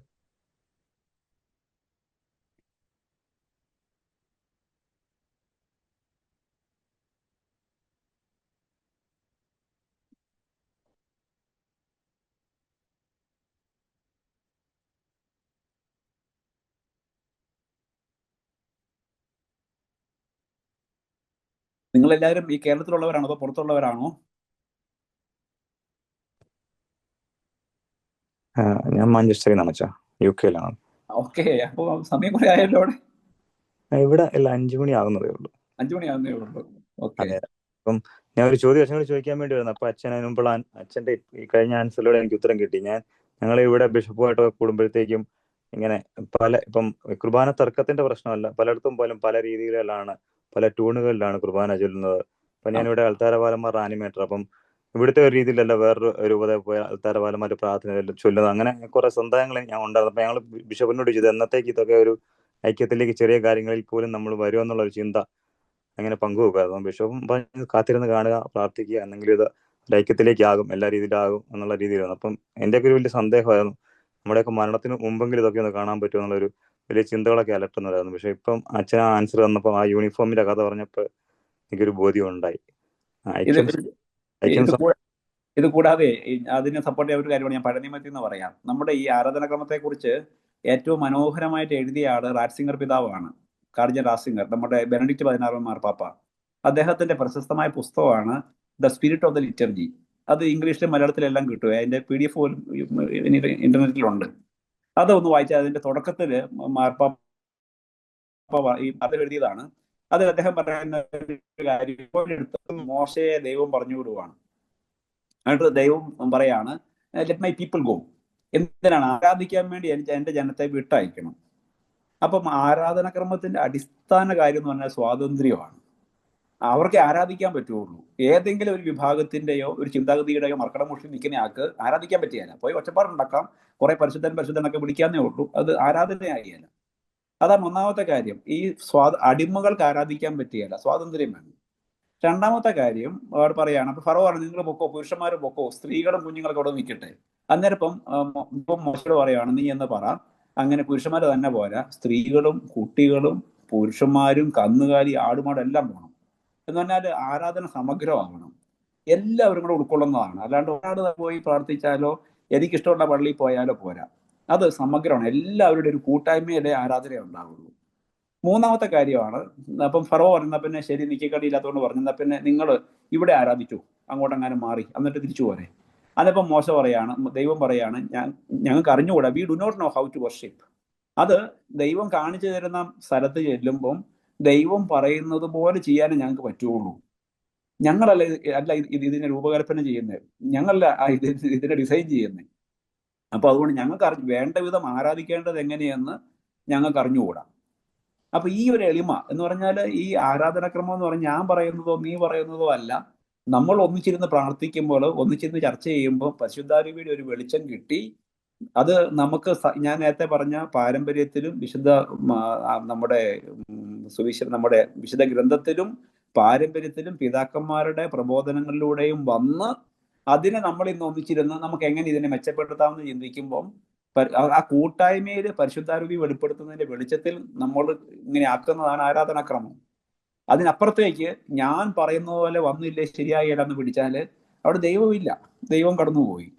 അതുപോലെ തന്നെ ഇത് എല്ലാവരെയും കൂടെ ബാധിക്കുന്ന രീതിയിൽ, എല്ലാവർക്കും സ്വീകാര്യമാകുന്ന രീതിയിലായില്ലെങ്കിൽ നേരത്തെ പറഞ്ഞ പോലെ ആയിപ്പോവും, കുറച്ചുപേര് പോയി മാത്രം ആരാധിക്കുന്ന പോലെ ആയിപ്പോവും.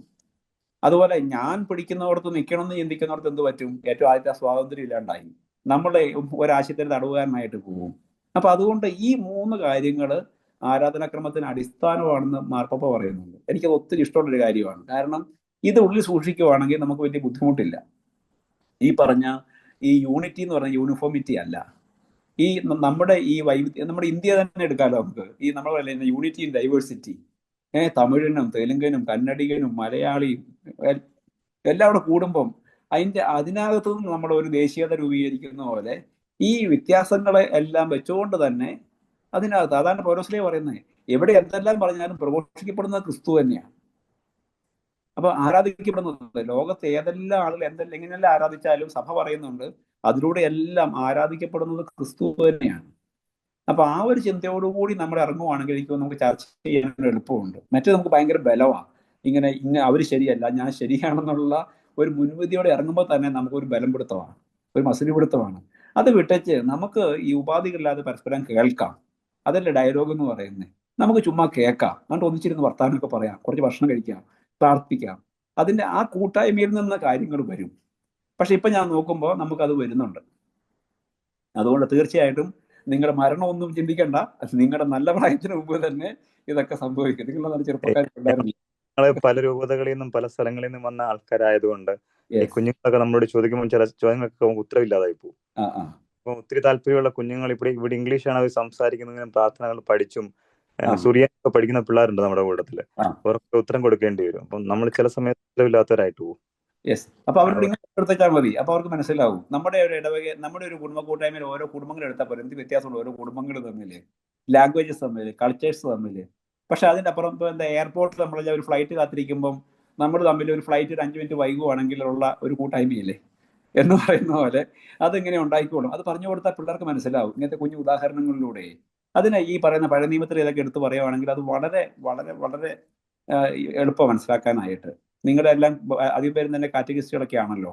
അപ്പൊ നിങ്ങൾ സംസാരിക്കുന്നിടത്തൊക്കെ ഇങ്ങനെയുള്ള ഈ ഫേസ്ബുക്കിലൂടെ കിട്ടുന്ന കാര്യങ്ങളെ വിട്ടിട്ട് ഈ മാർപ്പാപ്പയ്ക്ക് എഴുതുന്ന പോലുള്ള ആധികാരികമായിട്ടുള്ള എഴുത്തുകൾ നിങ്ങൾ വായിക്കണം.